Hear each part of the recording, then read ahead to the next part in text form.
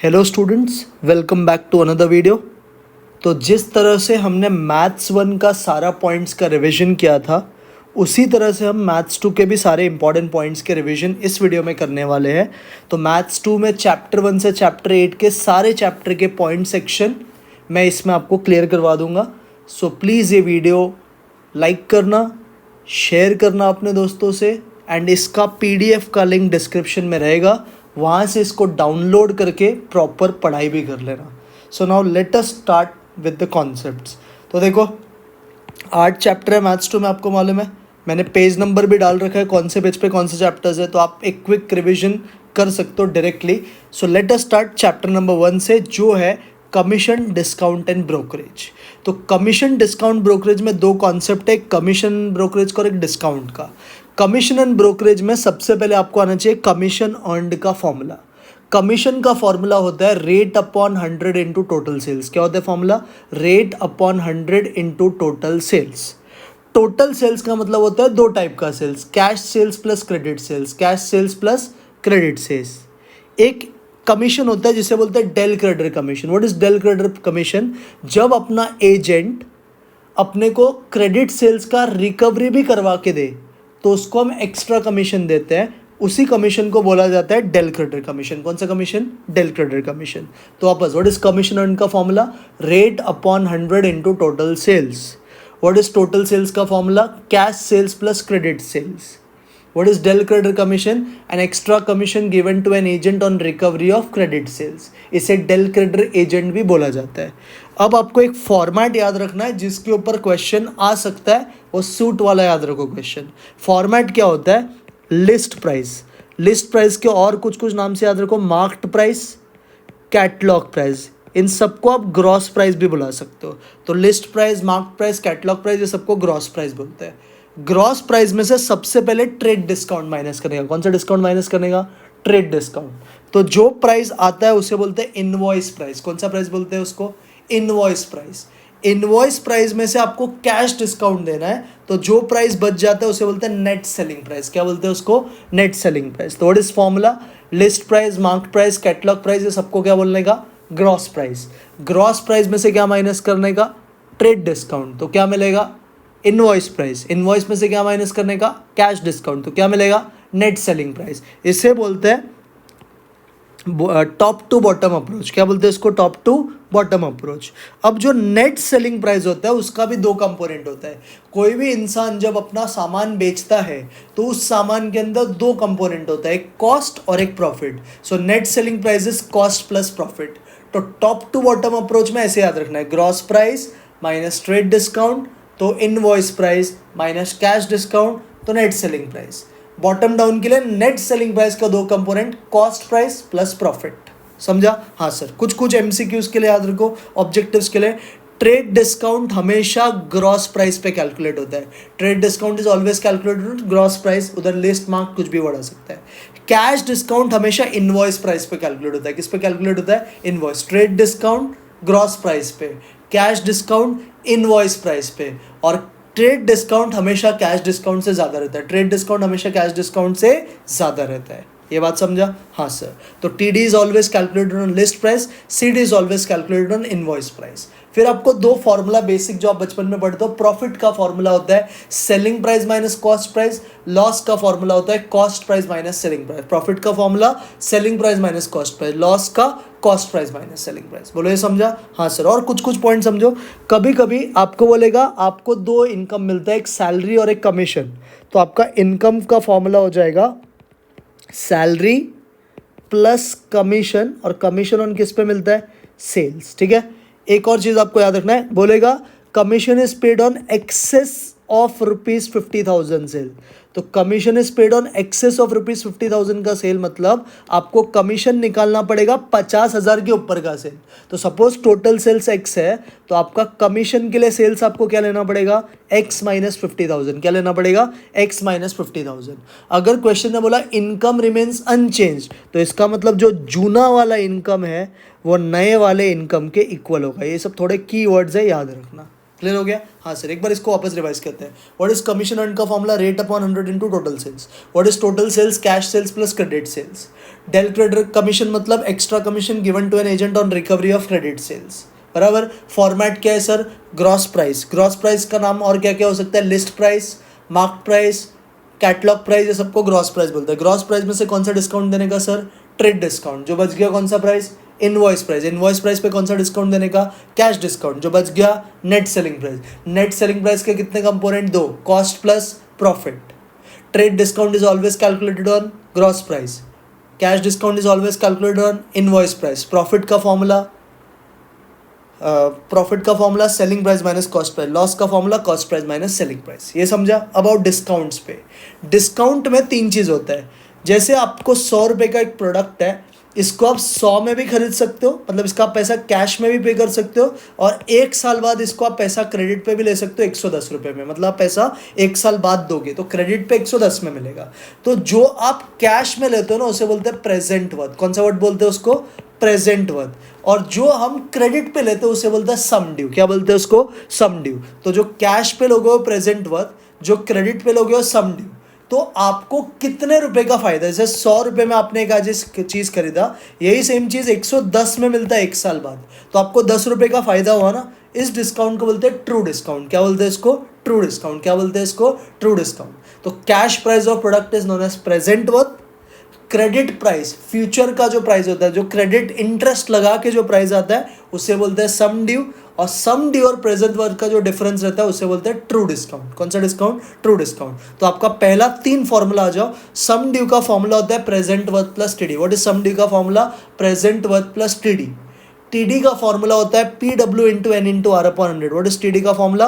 P W into N into R upon 100. P W into N into R upon 100. इसी formula को अगर आपने इसमें डाल दिया तो एक स्पेशल फॉर्मूला बनता है सम ड्यू का, P W bracket 1 plus N R upon 100. क्या बनेगा सम ड्यू का? P W bracket 1 plus N R upon 100. Again 3 formula बच्चे लोग. पहला basic formula, what is sum due का फॉर्मूला?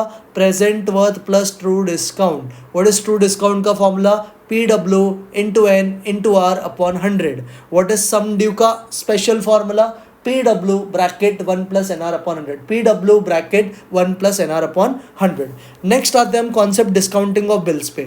जब भी ओनर को बिल का पैसा ड्यू डेट के पहले चाहिए रहता है, तो उसके पास एक फैसिलिटी अवेलेबल है बैंक में, जहाँ पे वो जाके बिल जमा करेगा और बैंक उसे कुछ पैसा काट करके बाकी का पैसा रिटर्न देगा. तो ये बेसिकली इसे हम बोलते हैं डिस्काउंटिंग ऑफ बिल.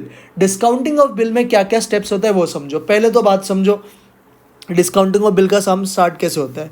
आपको डेट ऑफ ड्राइंग दिया रहेगा, पीरियड ऑफ बिल दिया रहेगा, तो डेट ऑफ ड्राइंग में पीरियड ऐड करोगे तो नॉमिनल ड्यू डेट आएगा. कौन सा ड्यू डेट? नॉमिनल. नॉमिनल में 3 एक्स्ट्रा ग्रेस डेज ऐड कर दोगे तो बच्चे लोग आ जाएगा लीगल ड्यू डेट. कौन सा due date? Legal due date. तो सबसे पहले फॉर्मेट समझो. डेट ऑफ ड्राइंग, उसमें क्या ऐड करने का? Period of bill. तो क्या आ जाएगा? Nominal due date. नॉमिनल में 3 एक्स्ट्रा ग्रेस डेज ऐड कर दिया तो क्या आ जाएगा? Legal due date. अब लीगल ड्यू डेट के बाद आपको दिया रहेगा कि बिल किस दिन डिस्काउंट हुआ. तो डिस्काउंटिंग पीरियड से लेके, मतलब जिस दिन बिल डिस्काउंट हुआ और लीगल ड्यू डेट में जितने दिन का फर्क है, उसे हम बोलते हैं अनएक्सपायर्ड पीरियड. क्या बोलते हैं उसको? Unexpired period. तो लीगल ड्यू डेट से लेके डेट ऑफ डिस्काउंटिंग से लेके लीगल ड्यू डेट में जितने भी डेज का डिफरेंस है, इसे हम बोलते हैं अनएक्सपायर्ड पीरियड. तो डिस्काउंटिंग ऑफ बिल्स में हमेशा पहला चीज आपको निकालना है अनएक्सपायर्ड पीरियड. ठीक है.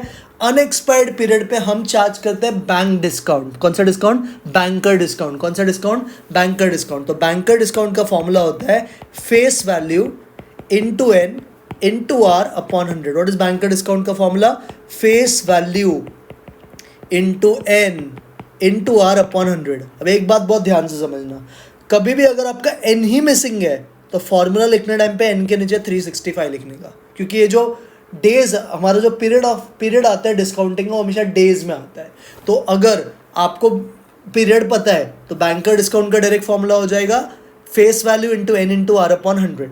ठीक है. बट अगर आपका एन मिसिंग है कभी, तो एन के नीचे 365 लिखना. लास्ट में आपको बैंकर डिस्काउंट मिल जाएगा, तो बैंक उतना पैसा काट के जो रिटर्न देगा, जो पैसा बैंक रिटर्न करते हैं उसे बोलते हैं कैश वैल्यू ऑफ बिल. क्या बोलते हैं उसको? Cash value of bill. तो कैश वैल्यू का फॉर्मूला होता है सम ड्यू या face value minus banker discount, face value minus banker discount, face value minus banker discount, face value minus banker discount. Sir again discounting of bill का एक बार concept बताओ। जब भी अपने ओनर ऑफ बिल को पैसा जल्दी चाहिए रहता है, मतलब ड्यू डेट के पहले, तो उसके पास बैंक में एक फैसिलिटी है कि बिल को वो डिस्काउंट करवा ले और पैसा ले ले। डिस्काउंटिंग का प्रोसेस क्या है सर? हमेशा डेट ऑफ ड्राइंग दिया रहेगा, डेट ऑफ ड्राइंग में पीरियड ऑफ बिल ऐड कर देगा तो नॉमिनल ड्यू डेट, नॉमिनल में 3 एक्स्ट्रा ग्रेस डेज ऐड किया तो legal due date. Legal due date और डेट ऑफ डिस्काउंटिंग में जितने दिन का डिफरेंस रहता है उसे बोलते हैं अनएक्सपायर्ड पीरियड। तो पहला निकालने का अनएक्सपायर्ड पीरियड ये हमेशा डेज में रहता है।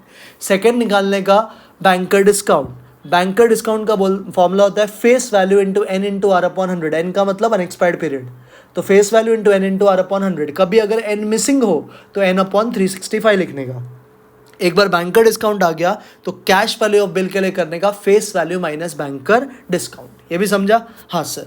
अब नेक्स्ट कॉन्सेप्ट है बैंकर गेन का।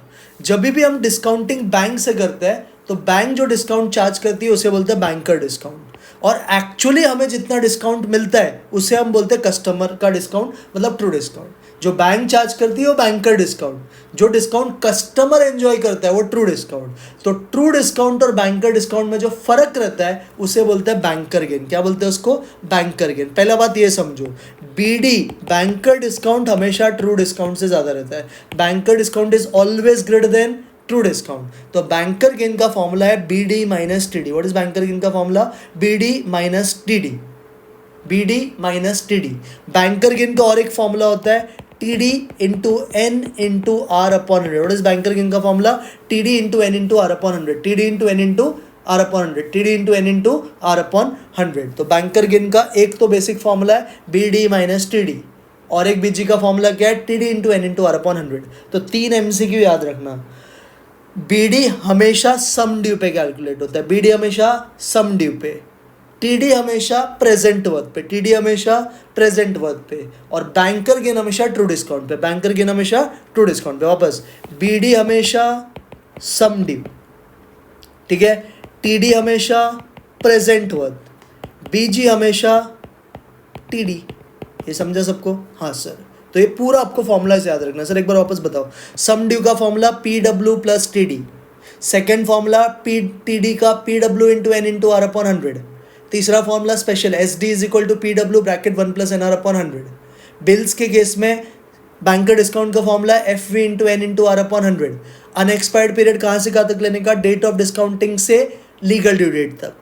कैश वैल्यू का formula face value minus banker discount. जो डिस्काउंट बैंक चार्ज करती है कौन सा डिस्काउंट? Banker discount. जो डिस्काउंट कस्टमर एंजॉय करता है कौन सा डिस्काउंट? True discount. क्या ज़्यादा रहता है? बीडी हमेशा टीडी से ज़्यादा। तो बीडी और टीडी का डिफरेंस को क्या बुलाते हैं? बीजी। व्हाट इज बीजी का और एक formula? TD into N into R upon 100। BD हमेशा सम ड्यू पे, टीडी हमेशा प्रेजेंट वर्थ पे, बीजी हमेशा ट्रू डिस्काउंट पे। ये भी बात सबको समझा? हाँ सर। अभी एक और फॉर्मूला आपको याद रखना है, ध्यान से समझो। एक और फॉर्मूला क्या याद रखना है मैं यहाँ पे आपको बता देता हूँ, ये दूसरा चैप्टर चालू हो जाएगा। एक फॉर्मूला और समझो, एक फॉर्मूला और है।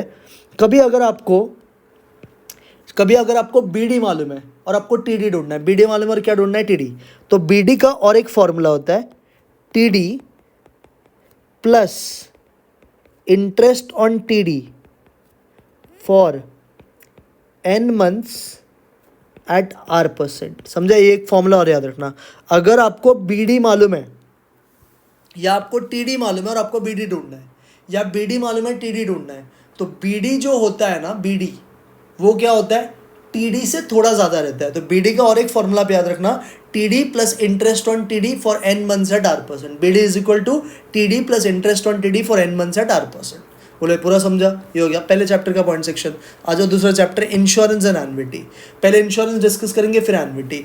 इंश्योरेंस क्या होता है sir? Insurance is protection against loss और डैमेज, प्रोटेक्शन अगेंस्ट लॉस और डैमेज। इंश्योरेंस का बिजनेस जो है वो एक प्रिंसिपल पे रन करता है जिसे बोलते हैं प्रिंसिपल ऑफ इंडेमनिटी, जो क्या बोलता है? No one can make good from losses. Insurance sir कितने प्रकार का होता है? 2 टाइप का, एक लाइफ इंश्योरेंस और दूसरा होता है जनरल इंश्योरेंस। लाइफ इंश्योरेंस वो इंश्योरेंस है जो ह्यूमन बीइंग के लाइफ पे लिया जाता है। जनरल इंश्योरेंस वो इंश्योरेंस जो लाइफ के इंश्योरेंस के अलावा होता है। लाइफ के इंश्योरेंस के अलावा जैसे प्रॉपर्टी का, गुड्स का, स्टॉक का, ये सबका इंश्योरेंस को बुलाएंगे जनरल इंश्योरेंस। ये भी क्लियर हो गया। इंश्योरेंस में कुछ आपको इंपॉर्टेंट टर्म्स पता होना चाहिए। पहले को बोलते हैं प्रॉपर्टी वैल्यू। प्रॉपर्टी वैल्यू मतलब आपका जो प्रॉपर्टी है उसका आज का जितना भी वर्थ है, जैसे गुड्स वर्थ ₹7 लाख, तो 7 लाख इसका प्रॉपर्टी वैल्यू है। इसको अभी सेकंड होता है इंश्योर्ड वैल्यू। आपने इसको इंश्योरेंस कितने पे करवा रखा है, तो इंश्योरेंस 3 तरीके से करवा सकते हो, ज़्यादा पे, कम पे, इक्वल पे। अगर इक्वल पे करवाया तो उसे बोलते हैं एट पार, ज़्यादा पे करवाया तो ओवर इंश्योरेंस, कम पे करवाया तो अंडर इंश्योरेंस। तो आईवी मतलब इंश्योर्ड वैल्यू। अगर इंश्योर्ड वैल्यू और प्रॉपर्टी वैल्यू सेम है तो बोलने का एट पार। अगर इंश्योर्ड वैल्यू प्रॉपर्टी वैल्यू से ज़्यादा है तो बोलने का ओवर इंश्योरेंस। अगर इंश्योर्ड वैल्यू प्रॉपर्टी वैल्यू से कम है तो बोलने का अंडर इंश्योरेंस। आपको प्रॉपर्टी इंश्योरेंस ये सब के लिए इंश्योर्ड वैल्यू ही बोलना है। लाइफ इंश्योरेंस के लिए आपको इसको पॉलिसी वैल्यू बोलना है। लाइफ इंश्योरेंस के लिए क्या बोलोगे, पॉलिसी वैल्यू।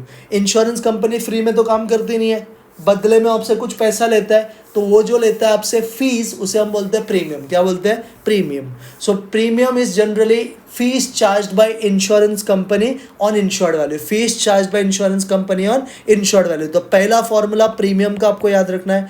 प्रीमियम का फॉर्मूला होता है rate upon 100 into insured value. क्या होता है formula, rate upon 100 into insured value. Rate upon 100 into insured value. Rate upon 100 into insured value. अभी जब हम इंश्योरेंस खरीदते हैं तो इंश्योरेंस बेसिकली हम एजेंट से खरीदते हैं, तो एजेंट को क्या मिलता है, कमीशन। तो एजेंट्स कमीशन का फॉर्मूला होता है rate upon 100 into premium. Rate upon 100 into premium. Rate upon 100 into premium. Rate upon 100 into premium. अब नेक्स्ट, पैसा कब मांगेगा इंश्योरेंस कंपनी से, जब आपका नुकसान होगा। तो नुकसान को बोलते हैं टोटल लॉस। टोटल लॉस मतलब जितने का गुड्स जल गया या डैमेज हो गया ड्यू टू फायर वगैरह। तो 2 तरीके का नुकसान होता है, एक फुल लॉस और एक पार्शियल लॉस। तो टोटल लॉस का आपको फॉर्मूला याद रखना है। टोटल लॉस का फॉर्मूला होता है full loss plus partial loss. Full loss मतलब पूरा का पूरा जल गया, तो फुल लॉस में आपका 100% नुकसान होता है। कितना परसेंट नुकसान होता है, 100%। पार्शियल लॉस में क्वेश्चन बराबर पढ़ने का। अगर क्वेश्चन ने बोला है goods were damaged and reduce to 80%, इसका मतलब अगर ये गुड्स को भंगार में बेचेगा तो 80 रुपया मिलेगा, तो नुकसान कितने का, 20 रुपये का। 100 का गुड्स है, डैमेज्ड एंड रेड्यूस टू 80, इसका मतलब ये गुड्स 80 रुपये का आज हो गया, तो 100 का चीज़ 80 हो गया, तो नुकसान कितना, 20% का। अगर क्वेश्चन ने बोला goods were damaged and reduced by 80, इसका मतलब इसका वैल्यू 80 रुपये से कम हो गया, तो रेड्यूस्ड टू बोला तो 100 से माइनस करके परसेंटेज लिखने का। रेड्यूस्ड बाय बोला तो जितना है उतना लिखने का। बोलो ये समझा, हाँ सर। एक में पॉइंट रह गया, रेट ऑफ प्रीमियम है ना, बहुत तरीके से बोलते हैं। एक तरीका है रेट ऑफ प्रीमियम का बोलने का 4%, तो 4%। एक बोलेगा 4% लेस 25%, ऐसा बोलेगा। तो इसको कैसे करने का, 4% को लिखने का 4/100, 25% को 25/100 किसके ऊपर, 4/100 पे। फिर ये सॉल्व करके आंसर आएगा। तो कभी अगर रिबेट दिया तो प्रीमियम का रेट कम हो जाता है। एक सम आपको याद रहेगा, 0.80% लेस 20%, तो लेस 20% किसका, 0.80% का। ये बात सबको समझा, ऐसे कभी की रेट ऑफ प्रीमियम घुमाते हैं। क्लियर हो गया टोटल लॉस भी। अब एक बार नुकसान हो गया तो आप पैसा मांगने किसके पास जाओगे, इंश्योरेंस कंपनी के पास। इंश्योरेंस कंपनी जो आपको रिकवर करके देता है, लॉस के अगेंस्ट जितना पैसा देता है उसे हम बोलते हैं क्लेम। तो क्लेम का फॉर्मूला होता है insured value upon property value into total loss. Insured value upon property value into total loss. Insured value upon property value into total loss. अब याद रखना, क्लेम का कॉन्सेप्ट अराइज होता है अंडर इंश्योरेंस में। कौन से केस में, अंडर का मतलब सर 10 लाख का चीज़ है, आपने इंश्योरेंस 6 लाख में करवा रखा है। आज अगर 6 लाख का नुकसान हुआ, पूरा का पूरा पैसा इंश्योरेंस कंपनी नहीं देगा, वो बोलेगा तू शाना तो मैं भी शाना। अगर तूने कम में इंश्योरेंस करवा रखा है तो तुझे प्रोपोर्शनल पैसा ही क्लेम मिलेगा। तो concept of claim arise in case of under insurance.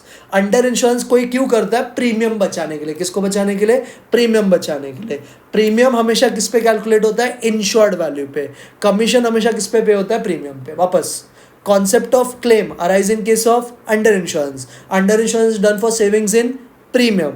Premium is always calculated on insured value. Commission is always paid on premium. बोलो समझा, हाँ सर। एक बार पूरा इंश्योरेंस करवा दो, फिर हम लाइफ इंश्योरेंस पे जाएंगे। इंश्योरेंस मतलब मेरा बच्चा प्रोटेक्शन अगेंस्ट लॉस और डैमेज।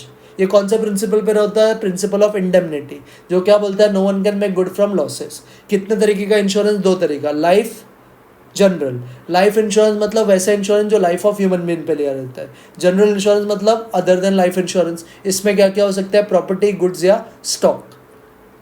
क्या क्या पॉइंट्स याद रखने का, प्रॉपर्टी वाले मतलब आज के वर्थ, असेट का आज कितना वर्थ है, बराबर है। इंश्योर्ड वैल्यू या पॉलिसी वैल्यू, इंश्योर्ड वैल्यू या पॉलिसी वैल्यू का मतलब कितने का आपने इंश्योरेंस ले रखा है।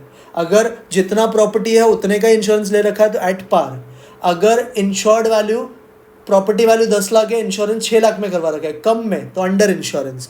10 लाख का चीज़ को 12 में करवा रखा है तो ओवर इंश्योरेंस। कोई ओवर इंश्योरेंस क्यों करवाता है, ताकि जब आग लगे तो बाकी के खर्चे भी रिकवर हो जाए, बराबर। जब इंश्योरेंस कंपनी को जो हम पैसा पे करते हैं उसे क्या बोलते हैं, प्रीमियम। व्हाट इज प्रीमियम का formula, rate upon 100 into insured value. हम क्योंकि LIC पॉलिसी खरीदते हैं एजेंट से, तो एजेंट को मिलता है कमीशन, कमीशन का formula rate upon 100 into premium. नुकसान, नुकसान कितने तरीके का होता है, 2, फुल पार्शियल। फुल लॉस मतलब पूरा नुकसान, 100% नुकसान। पार्शियल लॉस में रेड्यूस टू बोला तो 100 में से माइनस, रेड्यूस्ड बाय बोला तो उतने का टोटल नुकसान। पैसा मांगने के लिए जब इंश्योरेंस कंपनियां देते तो वो क्या देता है, क्लेम। क्लेम का formula insured value upon property value into total loss. Claim का concept arise in case of under insurance. Under insurance done for savings in premium. Premium is calculated on insured value, commission is always calculated on premium. अब life insurance में क्या होता है, याद रखना, life insurance property insurance से थोड़ा अलग है। लाइफ इंश्योरेंस में आपको प्रीमियम पर ईयर निकालने का फॉर्मूला होता है rate upon 1000 into policy value, rate upon 1000 into policy value.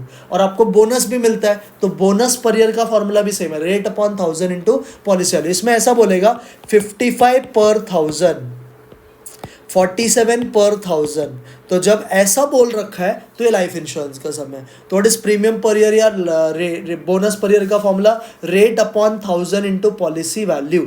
अब इसमें क्या होता है ना, कभी कभी इंसान पॉलिसी भरना बंद कर देता है। तो जब इंसान पॉलिसी भरना बंद कर देता है तो आपको paid up value of policy चाहिए रहता है। क्या चाहिए रहता है, paid up value of policy. Suppose इंसान जिंदा है बट उसने पॉलिसी भरना 10 साल, 20 साल का पॉलिसी है, इंसान जिंदा है, उसने 10 साल बाद पॉलिसी भरना बंद कर दिया, तो पेड अप वैल्यू कितना लेने का, 10 साल का पेड अप पॉलिसी वैल्यू लेने का और 10 साल का बोनस। 10 साल में टोटल जितना बोनस मिला, 10 साल, जैसे 2 लाख का इंश्योरेंस है 20 साल के लिए, तो 10 साल के लिए कितना हो जाएगा सर, 1 लाख। तो 1 लाख आपका पॉलिसी वैल्यू, हर साल सपोज 2000 रुपया बोनस मिला तो 10 साल में कितना मिलेगा, 20,000 रुपये का बोनस। तो आपका paid up value of policy 1,20,000। Suppose surrender value 35% है तो 1,20,000 का आपको 35% पैसा मिलेगा। सरेंडर वैल्यू डिफरेंट कॉन्सेप्ट है, खाली आप paid up value of policy समझो। तो पर्सन जिंदा है तो जिस दिन पर्सन जिंदा है तो जब तक भरा उस दिन तक का पॉलिसी वैल्यू और उस दिन तक का बोनस दोनों को ऐड करोगे तो paid up value of policy आएगा। सपोज 20 साल का पॉलिसी है, 10 साल बाद भरने के बाद इंसान मर गया तो मरने के टाइम पे पॉलिसी वैल्यू आपको पूरा लेना है। पॉलिसी वैल्यू क्या लेना है, पूरा, बट बोनस जितने साल तक जो जिंदा था उतने ही साल का। समझा क्या, 20 साल का 2 लाख का पॉलिसी है, इंसान 10 साल के बाद मर गया तो इन केस ऑफ डाई, अगर पर्सन मर चुका है तो पॉलिसी वैल्यू पूरा लेने का।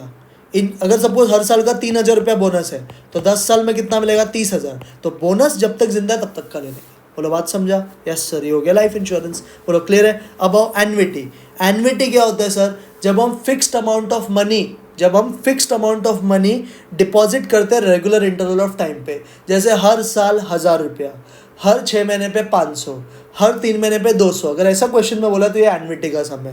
एन्युटी होता है 2 टाइप का, annuity immediate, annuity due. Annuity immediate, annuity due. Annuity immediate का दूसरा नाम याद रखो, ऑर्डिनरी एन्युटी। कौन सा एन्युटी, ऑर्डिनरी एन्युटी। जब पेमेंट्स एंड में होता है, पेमेंट कब होता है, एंड में, तो उसे बोलते हैं एन्युटी इमीडिएट। जब payment beginning of the year में होता है तो उसे बोलते हैं एन्युटी ड्यू। पेमेंट अगर एंड में हुआ तो एन्युटी इमीडिएट, पेमेंट अगर बिगिनिंग में हुआ तो एन्युटी ड्यू। समझा। तो जब एक fixed amount of money regular interval of time पे इन्वेस्टमेंट होता है तो उसे बोलते हैं एन्युटी। एन्युटी में 2 टाइप्स का पेमेंट हो सकता है, एंड में भी हो सकता है, बिगिनिंग में भी। एंड में हुआ तो उसका नाम है एन्युटी इमीडिएट या ऑर्डिनरी एन्युटी, अगर बिगिनिंग में हुआ तो एन्युटी ड्यू। क्लियर है। एन्युटी में कुछ आपको टर्म्स याद रखने हैं। एन्युटी प्रेजेंट वैल्यू का भी निकलता है, फ्यूचर वैल्यू का भी। जैसे आपने बैंक से लोन ले रखा है तो दिस इज फ्यूचर वैल्यू, पैसे का आज का वर्थ, इसे बोलते हैं हम प्रेजेंट वैल्यू। अगर आपने इन्वेस्टमेंट कर रखा है तो इन्वेस्टमेंट फ्यूचर के लिए करते हैं तो उसे बोलेंगे फ्यूचर वैल्यू। अब फॉर्मूला पढ़ने से पहले कुछ आपको टर्म्स पता रहना चाहिए। जितना आप हर साल पैसा भरते हो उसे सी बोलते हैं, एक्यूमुलेटेड वैल्यू। क्या बोलते हैं इसको? Accumulated value denoted by C. Accumulated value किससे डिनोट होता है? सी से, ठीक है। सॉरी, एक्यूमुलेटेड वैल्यू मतलब सॉरी जितना आपको टोटल पैसा मिलता है एक साथ जो पैसा मिलेगा उसे बोलते हैं एक्यूमुलेटेड वैल्यू। वो ए से डिनोट होता है। किससे डिनोट होता है? ए से। जितना आप हर साल भरते हो, एनुअल पेमेंट जो आप करते हो क्वार्टरली, मंथली, ईयरली, उसे हम बोलते हैं सी। क्या बोलते हैं उसको? सी। टोटल को बोलते हैं ए, जो एनुअल पेमेंट्स करते हो उसको सी, पूरे साल के रेट को आर, आपके प्लान के रेट को आई, कितने साल के लिए पैसा रखा है उसको टी, टोटल जितना इंटरेस्ट मिलेगा उतने साल में उसको एन, और एम मतलब एक साल में कितनी बार इंटरेस्ट मिला, समझो।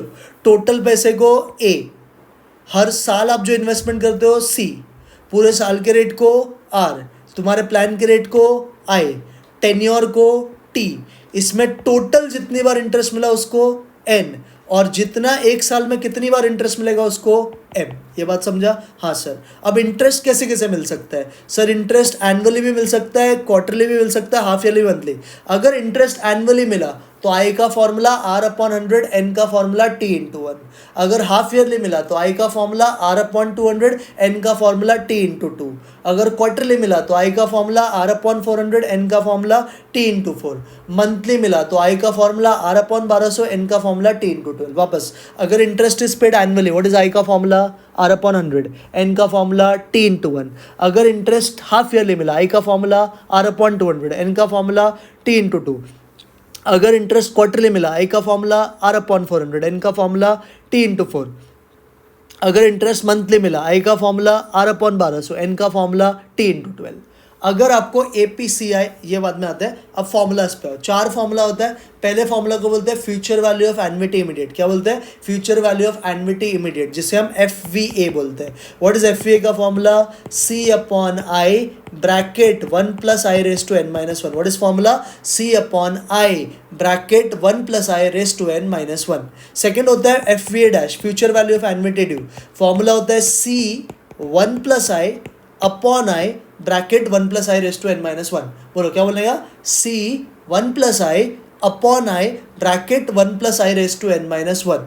थर्ड होता है PVA, present value of annuity immediate. Formula होता है C upon I bracket 1 minus 1 plus I raise to minus n। C upon I bracket 1 minus 1 plus I raise to minus n। C upon I bracket 1 minus 1 plus I raise to minus n। ऐसे अगर present value of annuity due PVA dash बोला, PVA dash बोला तो formula क्या होता है? C 1 plus I upon I bracket 1 minus 1 plus I raise to minus N. C bracket 1 plus I upon I 1 minus 1 plus I raise to minus N. और एक formula आप यहाँ पे याद रखना, अगर पूरे लाइफ टाइम में इन्वेस्टमेंट एक ही बार हो रहा है, इन्वेस्टमेंट कितनी बार हो रहा है? एक बार। जैसे आपने 10,000 रुपया डाल दिया, 3 साल के बाद इसका कितना वैल्यू, या 13,000 रुपया 3 साल बाद मिलेगा, आज इसका कितना वैल्यू। ऐसे केस में आपको ये फॉर्मूला यूज करना है, FVA is equal to PVA bracket 1 plus I का पावर n। क्या होता है formula? FVA is equal to PVA bracket 1 plus I raise to n minus n। ये सब एन्युटी के फॉर्मूलाज है। ये जब इन्वेस्टमेंट एक ही बार हुआ तब का फॉर्मूला। क्लियर हो गया सर? एक बार ये, और एक लास्ट पॉइंट, आपको क्वेश्चन अगर साइलेंट है, क्वेश्चन साइलेंट है मतलब क्वेश्चन में ना लिखा है एट द एंड, ना लिखा है एट द बिगनिंग, तो ऐसे क्वेश्चन को आपको एन्युटी इमीडिएट मानना है। क्या मानना है? एन्युटी इमीडिएट, मतलब payment is made eight the and, ऐसे मानना है। और एक और टाइप का स्पेशल सम है, अगर आपको accumulated value, present value, annual payments और आई APCI का रिलेशन पूछा है, मतलब APCI में से 3 चीज़ पता है, चौथा ढूंढना है, तो इसका फॉर्मूला होता है 1/P minus 1/A is equal to I/C। क्या होता है formula? 1/P minus 1/A is equal to I/C। 1/P minus 1/A is equal to I/C। Sir एक बार पूरा अच्छे से करवाओ एन्युटी, देखो। और एन्युटी का चांसेस ज़्यादा है इस बार का पेपर में, क्योंकि लास्ट ईयर इंश्योरेंस पूछा था, तो इस साल चांस है एन्युटी पूछेगा, तो एन्युटी अच्छे से पढ़ने का। वापस सुनो, एन्युटी का मतलब सर जब एनुअल पेमेंट, जब पेमेंट होता है रेगुलर इंटरवल ऑफ टाइम पे, जब fixed amount of payment is made at regular interval of time, it is said to be annuity. Annuity में पेमेंट कब कब हो सकता है? At the end, at the beginning. At the end हुआ तो एन्युटी इमीडिएट या ordinary annuity, at the beginning हुआ तो सर एन्युटी ड्यू। बराबर है। एनविटी से कौन से दो वैल्यू निकलते हैं, present value, future value. Present value मतलब पैसे का आज का वर्थ, फ्यूचर वैल्यू मतलब कल का worth. Best example present value के लिए बैंक लोन, फ्यूचर वैल्यू के लिए इन्वेस्टमेंट्स, बराबर है। फॉर्मूला का नोटेशन, पूरे साल टोटल जो पैसा मिलता है ए, आप हर साल जो इन्वेस्टमेंट करते हो सी, पूरे साल का रेट आर, प्लान का रेट आई, कितने जो टेन्योर है उसको टी, उसमें टोटल जितने बार इंटरेस्ट मिला एन, साल में कितने बार इंटरेस्ट मिला उसको एम। इंटरेस्ट कितने बार मिल सकता है, yearly, half yearly, quarterly, monthly, एक बार, दो बार, चार बार, 12 बार। अगर इंटरेस्ट एनुअली मिलता है, व्हाट इज आई का फॉर्मूला, आर अपॉन 100, एन का formula T into 1। Half yearly मिला तो आई का फॉर्मूला आर अपॉन 200, एन का फॉर्मूला टी इंटू 2। क्वार्टरली मिला तो आई का फॉर्मूला आर अपॉन 400, एन का फॉर्मूला टी इंटू 4। मंथली मिला तो आई का फॉर्मूला आर अपॉन 1200, एन का फॉर्मूला टी इंटू 12। समझा sir. Future value of एनविटी immediate का फॉर्मूला बोलो, व्हाट इज एफवीए का formula, C upon I bracket 1 plus I raise to N minus 1। What is FVA dash का formula, C 1 plus I upon I bracket 1 plus I raise to N minus 1। What is PVA का formula, C upon I bracket 1 minus 1 plus I raise to minus N. What is PVA dash का formula, C 1 plus I upon I bracket 1 minus 1 plus I raise to minus N. Sir पूरे life time में एक ही बार withdrawal किया या एक ही बार investment किया तो क्या यूज करने का formula, FVA is equal to PVA bracket 1 plus I raise to N 1 plus I raise to N. FVA is equal to PVA bracket 1 plus I raise to N. अगर APCI में से 3 term पता है, चौथा ढूंढना है, तो रिलेशन क्या होता है, 1 upon P minus 1 upon A is equal to I upon C. अगर क्वेश्चन साइलेंट है, क्वेश्चन में ना बोला एट द एंड, ना बोला एट द बिगनिंग, तो क्या मान के लेने का, एट द एंड, मतलब वो क्वेश्चन एनविटी इमीडिएट का है। आई होप सबका सेकंड चैप्टर का पॉइंट प्रॉपर्ली क्लियर हो गया। हाँ सर। थर्ड आओ रिग्रेशन। रिग्रेशन करने के लिए पहले आपको थोड़ा सा कोरिलेशन का नॉलेज होना चाहिए। तो कोवेरियंस के दो फॉर्मूला होते हैं। कोवेरियंस के कितने फॉर्मूला होते हैं बच्चे लोग, दो फॉर्मूला। पहला formula summation X Y upon N minus X bar into Y bar, summation X Y upon N minus X bar into Y bar. दूसरा formula sir summation X minus X bar into Y minus Y bar upon N. पहला formula sir summation X Y upon N minus X bar into Y bar. Second formula summation X minus X bar into Y minus Y bar upon N. स्टैंडर्डेशन का sir दो होता है, स्टैंडर्डेशन of x, स्टैंडर्डेशन of Y. हम सिर्फ x याद रखेंगे। स्टैंडर्डेशन of X का भी दो फॉर्मूला है। पहला formula under root of summation X square upon N minus X bar the whole square, या दूसरा फॉर्मूला होता है under root of summation X minus X bar का स्क्वायर अपॉन एन। पहला फॉर्मूला क्या होता है, under root of summation X square upon N minus X bar the whole square. दूसरा formula under root of X minus X bar का square upon N. Y आएगा तो Y डाल दो। क्लियर। अभी कब कौन सा फॉर्मूला यूज करने का, उसके लिए आपको क्वेश्चन प्रॉपर्ली पढ़ना है। अगर आपका ऑब्जर्वेशन बहुत छोटा है, नंबर बहुत छोटा है, तो आपको 5 कॉलम बनाना है। पहले का नाम x, दूसरे का नाम y, तीसरा एक्स स्क्वायर, चौथा वाई स्क्वायर, पांचवा X Y, X Y X square Y square X Y. अगर आपका नंबर्स लार्ज है तो 7 कॉलम बनाने का है, X Y X minus X bar, Y minus Y bar, X minus X bar का square, Y minus Y bar का square, और लास्ट में X minus X bar into Y minus Y bar. Again सुनो, अगर आपके number छोटे तो 5 column, X Y X square Y square X Y. अगर आपका नंबर बड़ा तो 7 column, X Y X minus X bar, Y minus Y bar, X minus X bar का square, Y minus Y bar का square, X minus X bar into Y minus Y बार। तो अगर आपका data छोटा है तो आपको सारे फर्स्ट वाले फॉर्मूलाज यूज करने हैं। अगर आपका नंबर बड़ा है तो आपको सारे सेकंड वाले फॉर्मूलाज यूज करने हैं। नंबर छोटा तो सबका पहला वाला फॉर्मूला, नंबर बड़ा तो सबका दूसरा वाला फॉर्मूला। पहले बात समझा। सर नंबर बहुत ही बड़ा हुआ तो क्वेश्चन को यू वी में कन्वर्ट कर देने का। तो तेरा कॉलम हो जाएगा U V U square V square U V U square V square U V. पूरा समझा। हाँ सर एक बार वापस ये बता दो। कोवेरियंस का बच्चा दो फॉर्मूला बोल, summation X Y upon N minus X bar into Y bar. जब स्मॉल रहेगा तो ये यूज करेगा। लार्ज के लिए sir summation X minus X bar into Y minus Y bar upon N, ये लार्ज के लिए। सर स्टैंडर्डेशन ऑफ एक्स का फॉर्मूला बोलो, under root of summation X minus summation X square upon N minus X bar the whole square, ये small के लिए। Large के लिए under root of summation X minus X bar का square upon N. Y आया तो sir Y डाल देने का। अगर डेटा स्मॉल है तो कितना कॉलम बनाने का सर 5। क्या क्या नाम है, X Y X square Y square X Y. अगर डेटा लार्ज है तो sir 7, X Y X minus X bar Y minus Y bar X minus X bar का square, Y minus Y bar का square, X minus X bar into Y minus Y bar. Clear? Yes sir.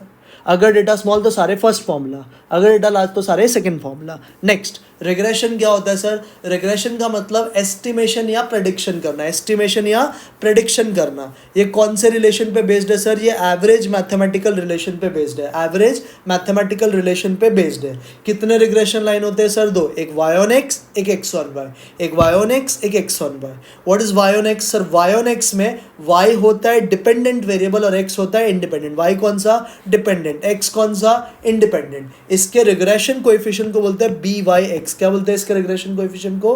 B Y X, B Y X, B Y X. B Y X का sir formula होता है covariance X comma Y upon standard of x the whole square. क्या होता है? Covariance X comma Y upon standard of x the whole square, covariance X comma Y upon standard of x the whole square. और regression line of Y on X का formula Y minus Y bar is equal to B Y X into X minus X bar, Y minus Y bar is equal to B Y X into X minus X bar. Sir वापस आओ, regression कितने lines होते हैं? दो, Y on X, X on Y. Y on X में Y dependent, X independent, बराबर है।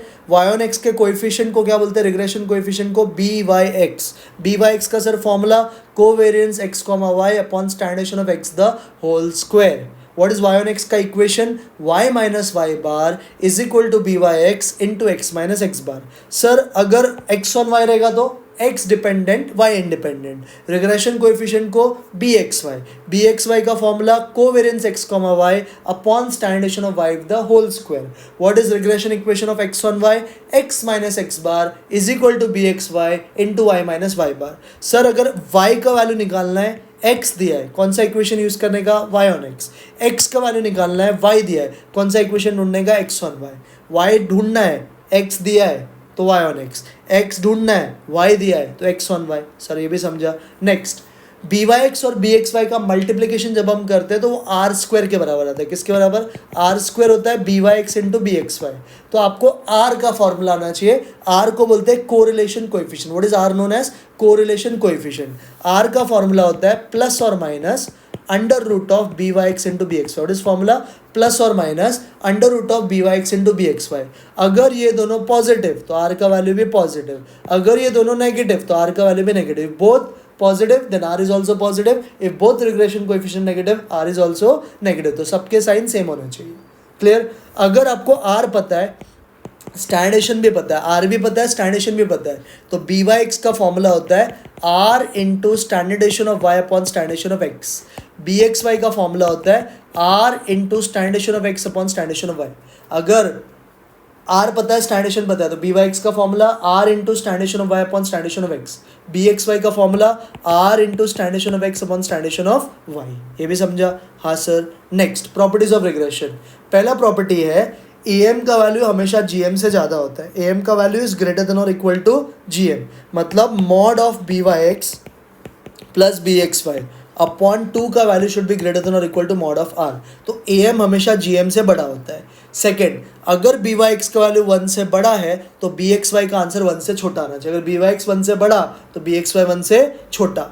Regression जो कोएफिशिएंट होता है ये independent of change of origin होता है, बट इसे स्केल से फर्क पड़ता है। ये चेंज ऑफ ओरिजिन से इंडिपेंडेंट होता है बट चेंज ऑफ स्केल से फर्क पड़ता है। तो इसमें देखो आपको ऐसे याद रखना है, अगर u का इक्वेशन है x माइनस ए तो बी वाई एक्स और बी वी यू सेम होता है।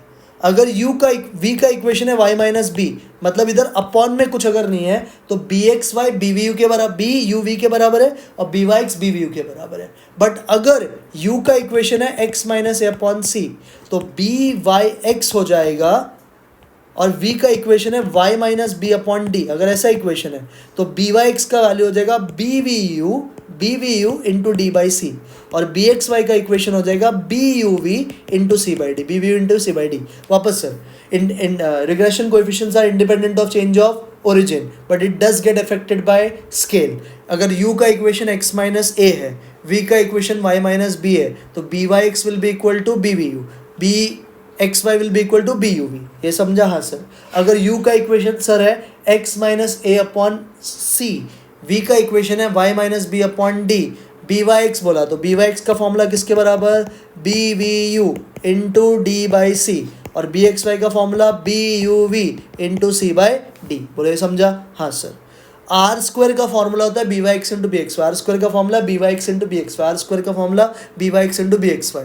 जहाँ पे रिग्रेशन लाइन इंटरसेक्ट होता है उसे हम बोलते हैं मीन्स। क्या बोलते हैं उसको? मीन्स। क्या बोलते हैं उसको? मीन। तो x bar Y bar, x bar Y बार। सो एक बार प्रॉपर्टी वापस, ए एम हमेशा ग्रेटर देन और इक्वल टू जी एम। अगर एक रिग्रेशन लाइन का वैल्यू 1 से बड़ा तो दूसरे का 1 से छोटा। रिग्रेशन जो होता है वो independent of change of origin होता है, बट स्केल से फर्क पड़ता है। ठीक है। आर स्क्वायर का formula B Y X into B X Y. जहाँ पे रिग्रेशन लाइन इंटरसेक्ट होता है उसे क्या बोलते हैं? X bar comma Y bar. Clear है? अब आर का वैल्यू अगर 1 आया तो अगर कभी कमेंट करने बोला है, ऑब्जेक्टिव में पूछा आर का वैल्यू 1 है तो बोलने का परफेक्ट पॉजिटिव कोरिलेशन। क्या बोलेगा? Perfect positive correlation. आर का वैल्यू 0.8 से बड़ा है तो बोलने का हाई पॉजिटिव कोरिलेशन। क्या बोलने का? High positive correlation. अगर आर का वैल्यू 0.3 से 0.8 के बीच में है तो बोलने का मॉडरेट पॉजिटिव कोरिलेशन। 0.3 से भी छोटा है तो बोलने का पुअर कोरिलेशन। अगर आर का वैल्यू 0 है तो बोलने का नो कोरिलेशन। -1 है तो परफेक्ट नेगेटिव कोरिलेशन, और नेगेटिव में आया तो नेगेटिव वर्ड डाल देने का। तो पॉजिटिव वाला केस याद रखो। बोलो 1 आया तो परफेक्ट पॉजिटिव, 0.8 से बड़ा तो हाई पॉजिटिव, 0.3 से 0.8 के बीच में मॉडरेट पॉजिटिव, 0.3 से छोटा पुअर कोरिलेशन, 0 आया तो नो कोरिलेशन, -1 आया तो परफेक्ट नेगेटिव कोरिलेशन, -0.8 से छोटा है तो -0.8 से छोटा, बड़ा है मतलब -0.8 से बड़ा है तो हाई नेगेटिव कोरिलेशन, -0.3 से -0.8 के बीच में तो मॉडरेट नेगेटिव कोरिलेशन, 0.3 से -0.3 से भी छोटा है तो पुअर कोरिलेशन, मतलब परफेक्ट नेगेटिव। ये वाला ऐसे याद रखो, पुअर वाला। समझा ये पूरा? Yes sir. नेक्स्ट आओ, रिग्रेशन लाइन्स 5.3 का एक्सटेंड। रिग्रेशन लाइन आइडेंटिफाई कैसे करते हैं? रिग्रेशन लाइन आइडेंटिफाई करने के 2-3 ट्रिक्स मैंने बताया, एक ये तरीका अभी समझ जाओ। रिग्रेशन लाइन में आपको स्लोप वाला कॉन्सेप्ट यूज करना है। स्लोप का फॉर्मूला होता है minus coefficient of X divide by coefficient of Y, minus of coefficient of X divide by coefficient of Y. आपने वाई ऑन एक्स का स्लोप निकाला, अगर वो एक्स ऑन वाई से छोटा है, अगर वाई ऑन एक्स का जो स्लोप है वो एक्स ऑन वाई से छोटा है, तो ये वाला प्रॉपर्टी आपको यूज़ करना है। ये प्रॉपर्टी कब काम में आता है? जब आपको क्वेश्चन ने स्पेसिफाई करके नहीं दिया है कि लाइन एक्स ऑन वाई का है कि वाई ऑन एक्स का, तब आपको इसको यूज़ करना पड़ता है। तो पहले दोनों लाइन का स्लोप निकालो, एक को नाम डालो m1, एक को नाम डालो m2, दोनों का मॉड निकालो, दोनों का मॉड, मॉड मतलब दोनों का पॉजिटिव वैल्यू। जो छोटा वैल्यू रहेगा वो होगा बी वाई एक्स, और बड़े वाले का रेसिप्रोकल होगा बी एक्स वाई। जो छोटा वैल्यू होगा उसको क्या बोलेंगे? B Y X. बड़े वाले का रेसिप्रोकल क्या होगा? B X Y. बोलो समझा? हाँ सर। वापस बताओ, स्लोप का formula minus coefficient of X divide by coefficient of Y. ये प्रॉपर्टी तब यूज करते हैं जब मेंशन नहीं करा क्वेश्चन में कि लाइन वाई ऑन एक्स का है कि एक्स ऑन वाई का। दोनों का स्लोप निकालने का, एक को नाम m1 एक को नाम m2 रखने का, दोनों का पॉजिटिव वैल्यू निकाल के लेने का, रफली पॉजिटिव वैल्यू। हाँ, तो दोनों में से जो छोटा रहेगा उसको मॉड साइन हटाने के बाद, मतलब वो नेगेटिव रहेगा तो नेगेटिव, वो हटाने के बाद उसे आप बुलाओगे बी वाई एक्स, और मॉड साइन हटाने के बाद जो बड़ा वैल्यू रहेगा उसका reciprocal will be B X Y. एक बात समझना, चेक करने के लिए सिर्फ हम पॉजिटिव देखते हैं, लिखते वक्त अगर नेगेटिव रहेगा तो नेगेटिव ही लिखने का। चेक करने के लिए पॉजिटिव, लिखते वक्त अगर नेगेटिव तो नेगेटिव भी लिखो। बोलो पूरा समझा? हाँ सर। एक क्विक रिवीजन सर, रिग्रेशन का वापस करवा दो एक फटाफट। मैं जो पूछ रहा हूँ चलो वो आप आंसर करो मन में खुद को आंसर करना, फिर हम टाइम सीरीज पे जाएंगे। सर पूछो कुछ तो आपके। रिग्रेशन मतलब एस्टिमेशन या प्रेडिक्शन करना, बराबर है? कितने regression line? 2, Y on X, X on Y. Y on X में Y dependent, X independent, X on Y में X dependent, Y independent. Y on X का regression coefficient B Y X, X on Y का regression coefficient B X Y. B Y X का formula covariance X comma Y upon standard of X का square. B X Y का formula covariance X comma Y upon standard of Y का square. What is Y on X का equation? Y minus Y bar is equal to B Y X into X minus X bar. What is X on Y का? X minus X bar is equal to B X Y into Y minus Y bar, बराबर है? Sir जो are होता है correlation coefficient, उसका formula क्या होता है? प्लस और minus under root of B Y X into B X Y. Sir B Y X अगर पॉजिटिव तो R be positive, B Y X Y negative, R be negative. Different sign चलेगा? नहीं। Sir R पता है, standard deviation पता है। What is B Y X का formula? R into standard deviation of Y upon standard deviation of X. What is B X Y का formula? R into standard deviation of X upon standard deviation of Y. Sir A M हमेशा G M से बड़ा या equal, अगर एक regression coefficient 1 से बड़ा तो दूसरा 1 से छोटा। आर स्क्वायर का formula B Y X into B X Y. Regression coefficient equations are independent of change of origin but not of scale. u अगर x माइनस ए है, बी वाई माइनस बी है, तो B Y X किसके इक्वल, B V U, B X Y B U V. u अगर sir x minus A upon C है, v अगर y minus B upon D है, तो बी वाई एक्स का formula B V U into D by C, B X Y का formula B U V into C by D. Clear. जहाँ पे regression line intersect होता है उसे क्या बोलते हैं sir, means x bar comma Y bar. Sir regression line identify करने का ट्रिक क्या है, दोनों का स्लोप निकालने का। पहले वाले को क्या नाम करने का, m1, दूसरे वाले को m2, दोनों का मॉड पॉजिटिव वैल्यू निकालने का। पॉजिटिव वैल्यू में जो छोटा उसको साइन को, उसको मॉड साइन हटाने के बाद जो आएगा उससे बुलाने का बी वाई एक्स, और जो बड़ा वैल्यू रहेगा उसके रेसिप्रोकल को क्या बुलाने का, उसके रेसिप्रोकल को बुलाने का बी एक्स वाई। क्लियर हो गया। तो ये था रिग्रेशन। देखो ऐसे बाय आउट हो जाएगा पूरा आपको। अबाउट टाइम सीरीज, बहुत इजी चैप्टर है। टाइम सीरीज क्या बताते हैं sir, time series is collection of data belonging to different time period based on certain parameters. तो टाइम सीरीज में हम डिफरेंट आइटम्स को कलेक्ट करते हैं जो डिफरेंट टाइम पीरियड को बिलोंग करता है, जिसका बट इकोनॉमिक पैरामीटर सेम है, मतलब उसका इक्वल इंपॉर्टेंस है। ट्रेंड टाइम सीरीज का मेन ऑब्जेक्ट क्या है सर, टाइम सीरीज का ना मेन ऑब्जेक्ट है ट्रेंड आइडेंटिफाई करना। क्या आइडेंटिफाई करना, ट्रेंड, मतलब ये मूवमेंट्स क्या होगा, अपवर्ड जाएगा, डाउनवर्ड जाएगा, वो सब हमें बेसिकली पता करना होता है। सर कितने ट्रेंड्स हो टाइम सीरीज के, कितने कंपोनेंट्स होते हैं, 4।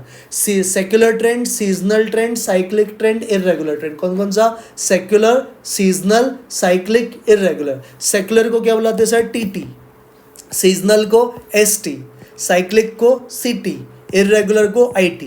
बोलो components of time series again. Sir secular trend, seasonal trend, irregular, cyclical trend, irregular trend. Secular को TT, सीजनल को ST, साइक्लिक को TT, इररेगुलर को IT। टाइम सीरीज के सर 2 मॉडल्स होते हैं, एक होता है मल्टीप्लिकेटिव मॉडल, एक होता है एडिटिव। एडिटिव मॉडल में सर हम चारों के टोटल करते हैं, मल्टीप्लिकेटिव मॉडल में चारों को मल्टीप्लाई करते हैं और इसका सिंबल XT होता है। तो एडिटिव मॉडल में TT plus ST plus CT plus IT।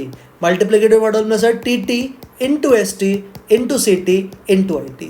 Trend line sir निकालने के कितने तरीके, 3 तरीके, graphical method, method of least square, method of moving average. Difficult to calculate, method of least square. Easy to calculate, graphical method. Estimations, difficult to calculate, method of least square. Easy to calculate, graphical है। Method of moving average estimated तरीका है, ये आप समझो। ये भी clear हो गया, हाँ सर। नेक्स्ट आओ, ग्राफिकल मेथड में सर हम क्या करते हैं, ग्राफिकल मेथड को फ्री हैंड मेथड भी बोला जाता है। यहाँ पे हम टाइम सीरीज को ग्राफ पे प्लॉट करते हैं। हम एक्स एक्सिस पे ईयर को लिखते हैं, वाई एक्सिस पे हमारे प्रोडक्शन को लिखते हैं। इसको ज्वाइन करते हैं, इसको हम ज्वाइन करते हैं फ्री हैंड से। तो ये वाला जो कर्व रहता है इसे हम बोलते हैं टाइम सीरीज का कर्व। आपको ट्रेंड लाइन कैसे बनाना है, आपका जो भी कर्व आएगा उसके मिडल से आपको डॉट लाइन बनाना है, इसको बोलते हैं ट्रेंड लाइन। समझा। ग्राफिकल मेथड लास्ट ईयर आ चुका है तो मुझे नहीं लगता इस बार वो पूछेंगे, फिर भी आप पढ़ के जाना। ग्राफिकल मेथड को फ्री हैंड मेथड भी बोलते हैं। एक्स एक्सिस पे किसको लेने का, ईयर को। वाई एक्सिस पे किसको लेने का, प्रोडक्शन को। बराबर है। फ्री हैंड कर्व बनाने का जो दिया रहेगा डेटा उसको बोलते हैं time series. Trend line sir कैसे बनाने का, ट्रेंड लाइन बनाने का बहुत सिंपल ट्रिक है, जो भी आपका कर्व बना है उसके मिडल से डॉटेड लाइन बना देने का, ये graphical method. Least square method sir बहुत इंपॉर्टेंट है। लीस्ट स्क्वायर मेथड सबसे बेस्ट मेथड है ट्रेंड लाइन फाइंड करने का। सर ट्रेंड लाइन का इक्वेशन क्या होता है, Y T is equal to A plus B X. Y T is equal to A plus B X. Y होता है डिपेंडेंट वेरिएबल, एक्स होता है independent variable. Y T is equal to A plus B X, Y dependent, X independent. इसे find करने के लिए आपको 3 step follow करना पड़ता है। पहला स्टेप आपको बनाना पड़ता है टोटल 6 कॉलम्स। कितने कॉलम, 6।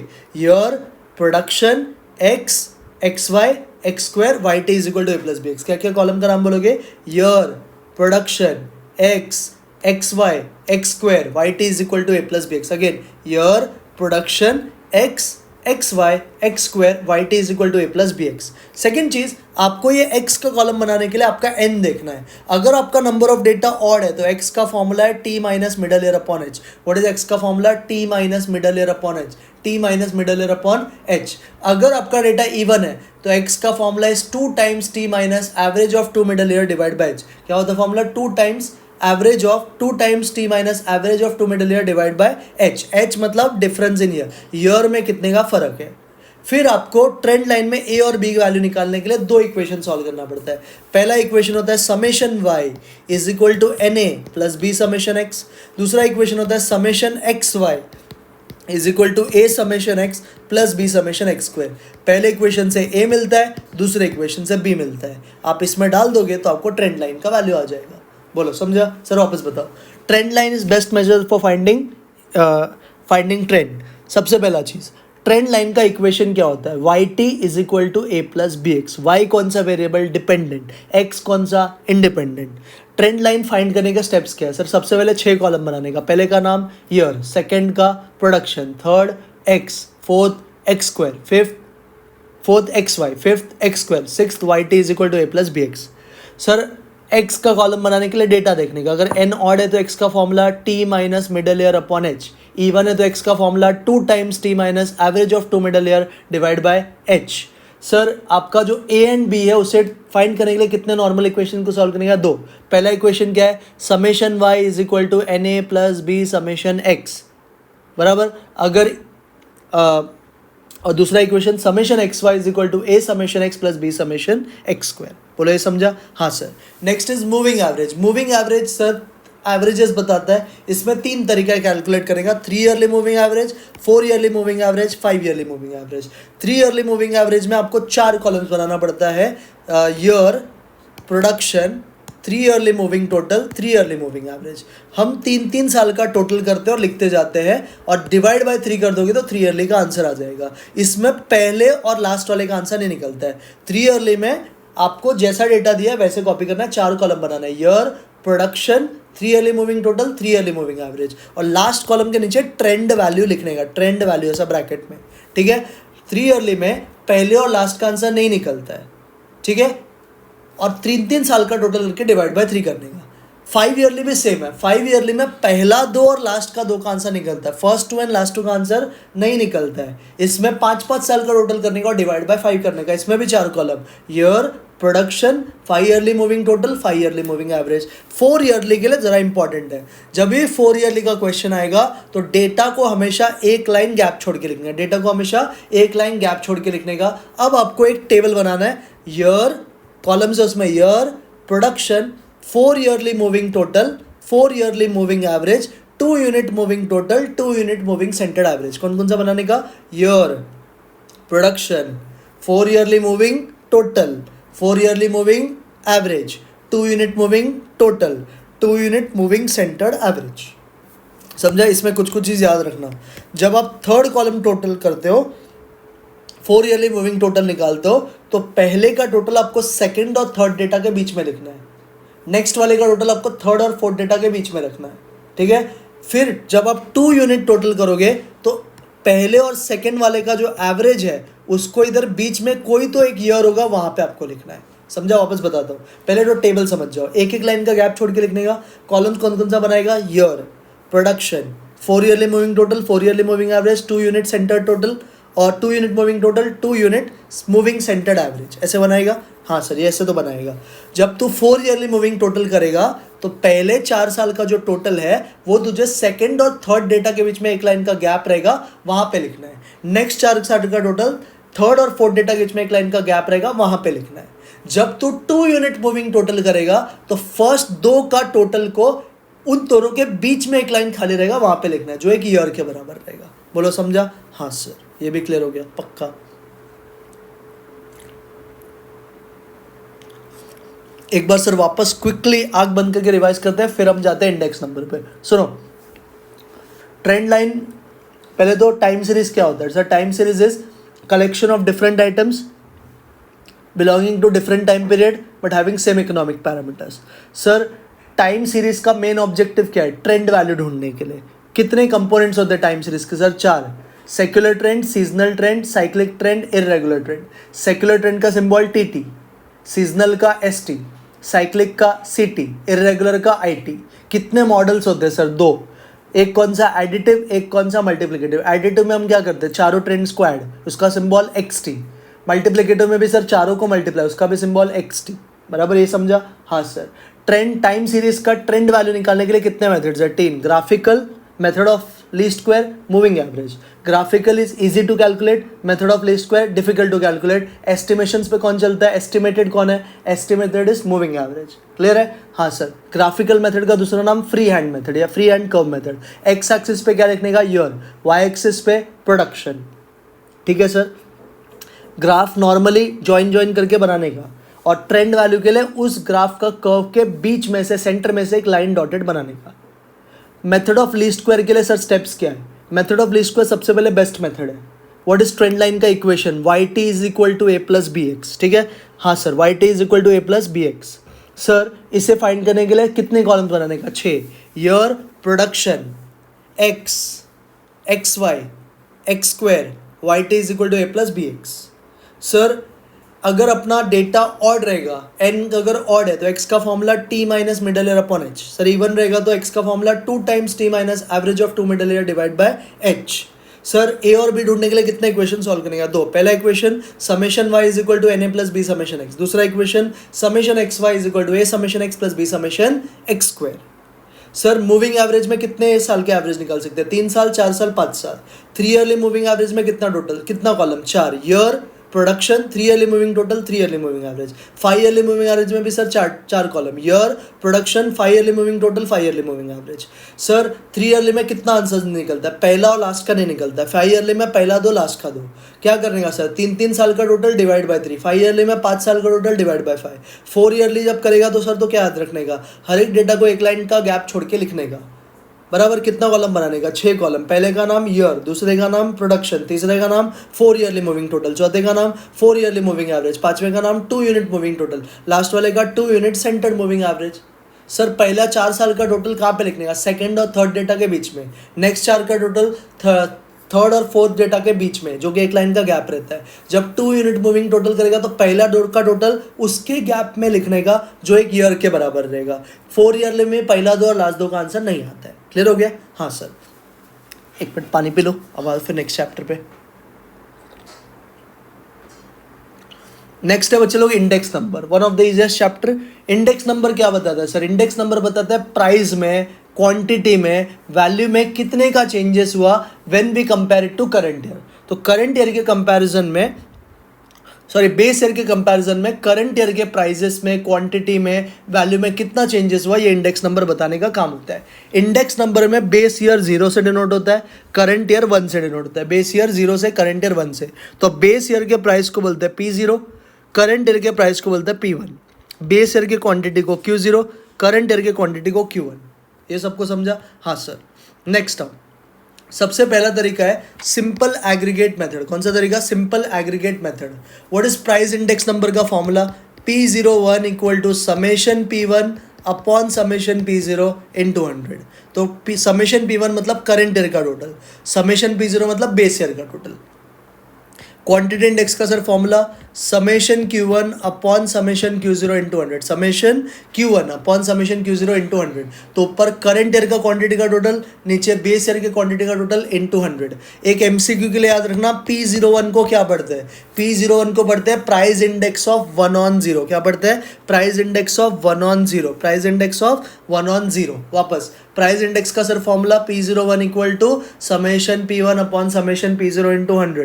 क्वांटिटी इंडेक्स का sir formula summation Q1 upon summation Q0 into 100। P01 को क्या पढ़ने का? Price index of 1/0, current year on base year. याद रखना, जब भी प्राइस क्वांटिटी का सम आएगा इंटरप्रिटेशन लिखना मस्ट है। जैसे बेस ईयर का इंडेक्स इज ऑलवेज 100, तो 110 अगर आंसर आया तो 10% से प्राइस बढ़ा, 90 आंसर आया तो 10% से प्राइस कम हुआ, ऐसा आपको इंटरप्रिटेशन लिखना पड़ेगा। थर्ड आपको आना चाहिए वैल्यू इंडेक्स नंबर, ये भी पहले बता देता हूँ। वैल्यू इंडेक्स नंबर का दूसरा नाम है एक्सपेंडिचर इंडेक्स नंबर। क्या बोलते हैं इसको? Expenditure index number. Value index number में हम क्या करते हैं, करंट ईयर के खर्चे को बेस ईयर के खर्चे से डिवाइड करते हैं, करंट ईयर के खर्चे को बेस ईयर से। तो V01 का जो आपका V01 होता है, कौन सा होता है? V01, इसका फॉर्मूला होता है summation P1 Q1 upon summation P0 Q0 into 100। What is V01 का formula? Summation P1 Q1 upon summation P0 Q0 into 100। Summation P1 Q1 upon summation P0 Q0 into कितना? 100। सर पूरा समझा? हाँ sir. ये पहला part clear हो गया? हाँ सर। अब आओ क्वांटिटी वेटेड पे। वेटेड का सम में आपको 4 कॉलम दिया रहेगा, P0 Q0 P1 Q1 दिया रहेगा। इसके बाद आपको 4 कॉलम बनाना पड़ता है। पहले का नाम होता है पिक्को पोको पिकी पोकी। क्या क्या कॉलम बनाने का सर? पिक्को पोको पिकी पोकी, ये 4 कॉलम्स बनाने का। अब अलग अलग लोगों ने फॉर्मूला दिया है। सबसे पहला बंदा था लैस्पेस। लैस्पेस का फॉर्मूला समेशन पिक्को अपॉन समेशन पोक्को इंटू 100। पाश्चे का फॉर्मूला समेशन पिक्की अपॉन समेशन पोक्की इंटू 100। थर्ड डॉर्बिश का formula L plus P upon 2।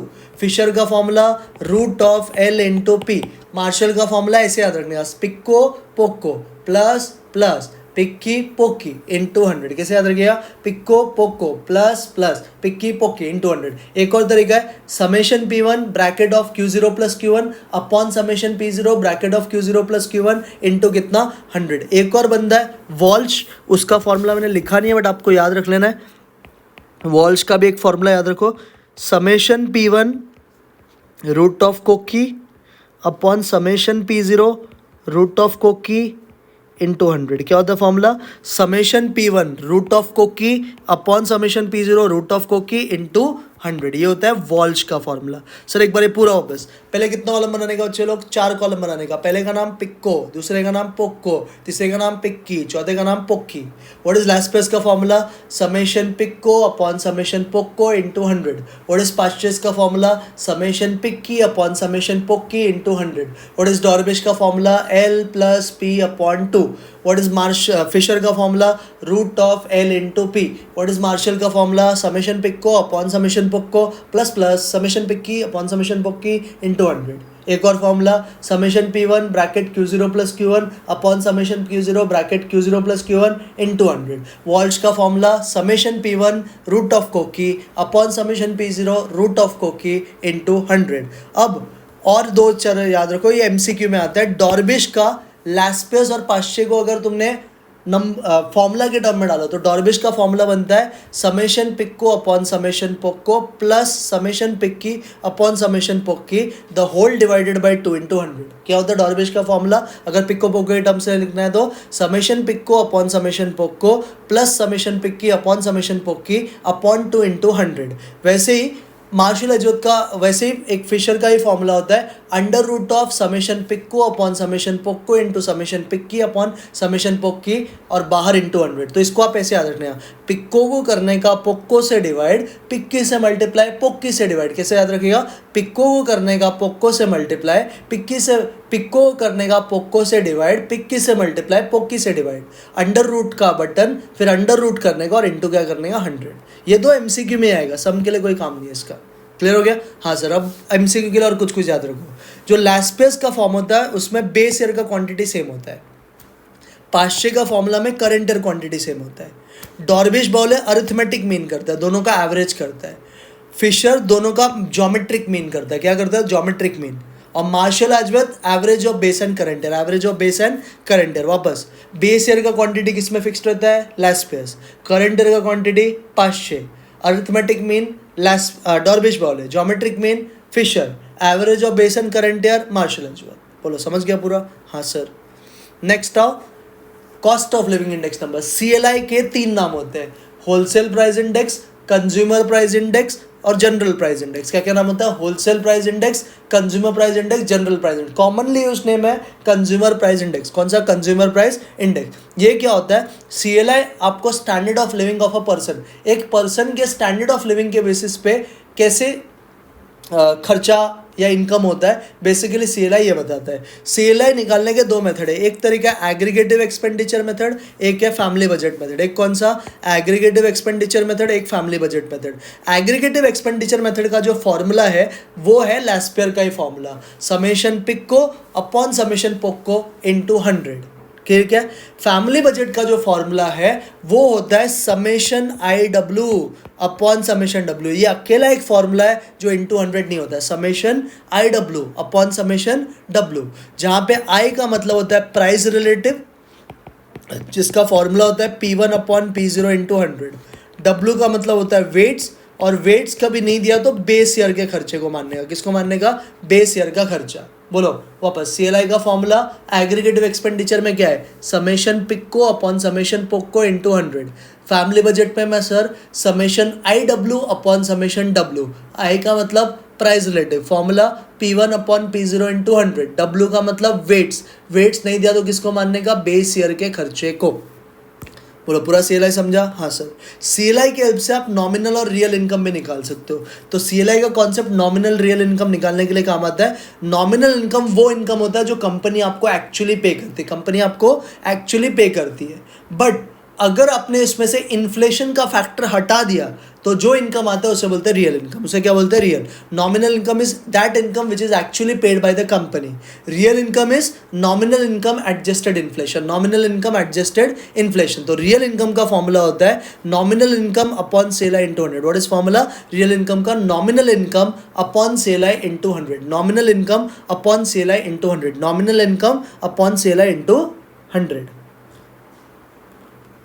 बोलो समझा सर, एक बार पूरा बता दो वापस।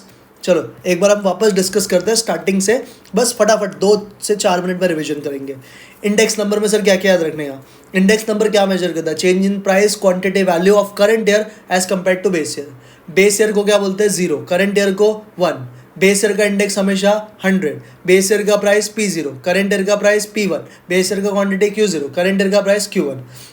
सिंपल एग्रीगेटिव मेथड में प्राइस इंडेक्स नंबर का formula summation P1 upon summation P0 into 100, quantity index का formula summation Q1 upon summation Q0 into 100। P1 मतलब करंट ईयर का टोटल, P0 मतलब बेस ईयर का टोटल, बेस ईयर के price का total, Q1 मतलब current year के quantity का टोटल, Q0 मतलब बेस ईयर के क्वांटिटी का टोटल। वैल्यू इंडेक्स नंबर का दूसरा नाम एक्सपेंडिचर इंडेक्स नंबर। हम इसमें क्या करते हैं, करंट ईयर के खर्चे को बेस ईयर के खर्चे से डिवाइड करते हैं। व्हाट इज V01 का formula, summation P1 Q1 upon summation P0 Q0 into 100। जब भी प्राइस क्वांटिटी वैल्यू करोगे इंटरप्रिटेशन लिखना मस्ट है। P01 का मतलब price index of 1/0। Quantity index का सर जब भी वेटेड इंडेक्स नंबर का क्वेश्चन आएगा कितना कॉलम बनाने का, 4 कॉलम, पिक्को पोको पिक्की पोकी। ये बनाने के बाद लास्ट प्लस का फॉर्मूला समेशन पिक्को अपॉन समेशन पोको इंटू 100, समेशन पिक्को अपॉन समेशन पोको इंटू 100। पाशे का फॉर्मूला पिक्की अपॉन पोकी इंटू 100, डॉर्बिश का L plus P upon 2, Fisher का root of L into P, Marshall का पिक्को अपॉन पोको प्लस पिक्की अपॉन पोकी इंटू 100। और एक formula sir summation P1 bracket of Q0 plus Q1 upon summation P0 bracket of Q0 plus Q1 into कितना 100।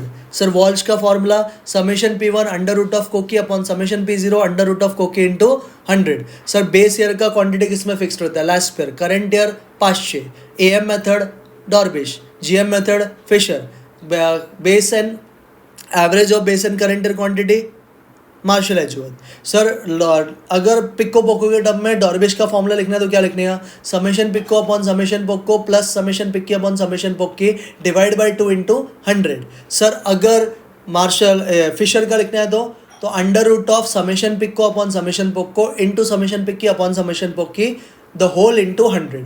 तो ऐसे याद रखने का, पिक्को करने का पोको से डिवाइड, पिक्की से मल्टीप्लाई, पोक्की से divide, under root into 100।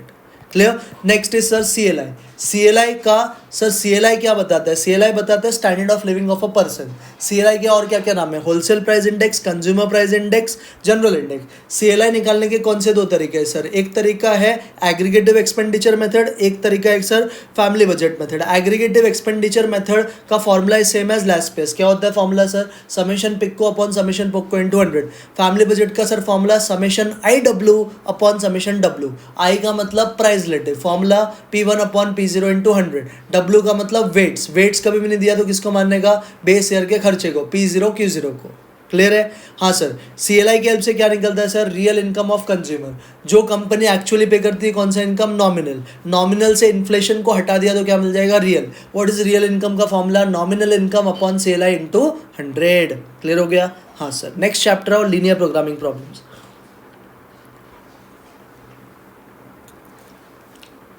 Linear programming या LPP में आपको 2 टाइप का प्रॉब्लम आता है, फॉर्मुलेशन और वर्ड प्रॉब्लम। LPP मतलब क्या, प्लानिंग करना, किसके लिए, अपने ऑब्जेक्टिव फंक्शन को ऑप्टिमाइज करने के लिए यूजिंग गिवन कंस्ट्रेंट। LPP मतलब प्लानिंग करना अपने ऑब्जेक्टिव फंक्शन के लिए, ताकि उसको इस तरह से ऑप्टिमाइज करो ताकि आपका कंस्ट्रेंट्स भी इफेक्टिवली यूटिलाइज हो जाए।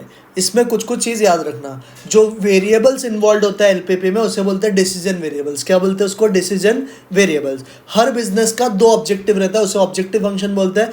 कॉस्ट बोला तो मिनिमाइज, प्रॉफिट बोला तो मैक्सिमाइज, और स्टैंडर्ड फॉर्म होता है z equal to A x plus B y. Objective function मतलब aim of the problem. Profit बोला तो टू बी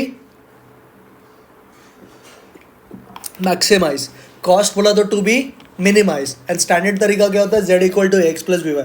प्रॉफिट बोला तो z मैक्स बोल देने का, कॉस्ट बोला तो z मिन बोल देने का। हर बिजनेस के कुछ लिमिटेशंस होता है, तो लिमिटेशंस को बोलते हैं कंस्ट्रेंट्स। कंस्ट्रेंट्स दो तरीका रहता है, a x plus B y less than और equal to c, a x plus B y greater than और equal to c. Greater than और इक्वल टू का मतलब एटलीस्ट होता है, लेस देन और इक्वल टू का मतलब एट मोस्ट। कभी भी टाइम बोला रहेगा तो time is always less than equal to.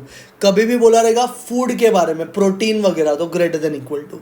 वापस सर, एलपीपी मीन्स प्लानिंग करना। किसके लिए प्लानिंग करना? ऑब्जेक्टिव फंक्शन को ऑप्टिमाइज करने के लिए। किसके हेल्प से? कंस्ट्रेंट्स के हेल्प से। जो वेरिएबल इन्वॉल्व होता है एलपीपी में उसे क्या बोलते हैं? Decision variables. ठीक है, हर बिजनेस के एम होते हैं। एम मतलब ऑब्जेक्टिव फंक्शन। ऑब्जेक्टिव फंक्शन क्या होगा? कॉस्ट दिया तो मिनिमाइज, प्रॉफिट दिया तो maximise. Standard form z equal to A x plus B y. हर बिजनेस के कुछ लिमिटेशंस होते हैं। लिमिटेशंस का दो तरीका, a x plus B y greater than और equal to c, a x plus B y less than और equal to c. Greater than और इक्वल टू मतलब एटलीस्ट, लेस देन और इक्वल टू मतलब एट मोस्ट।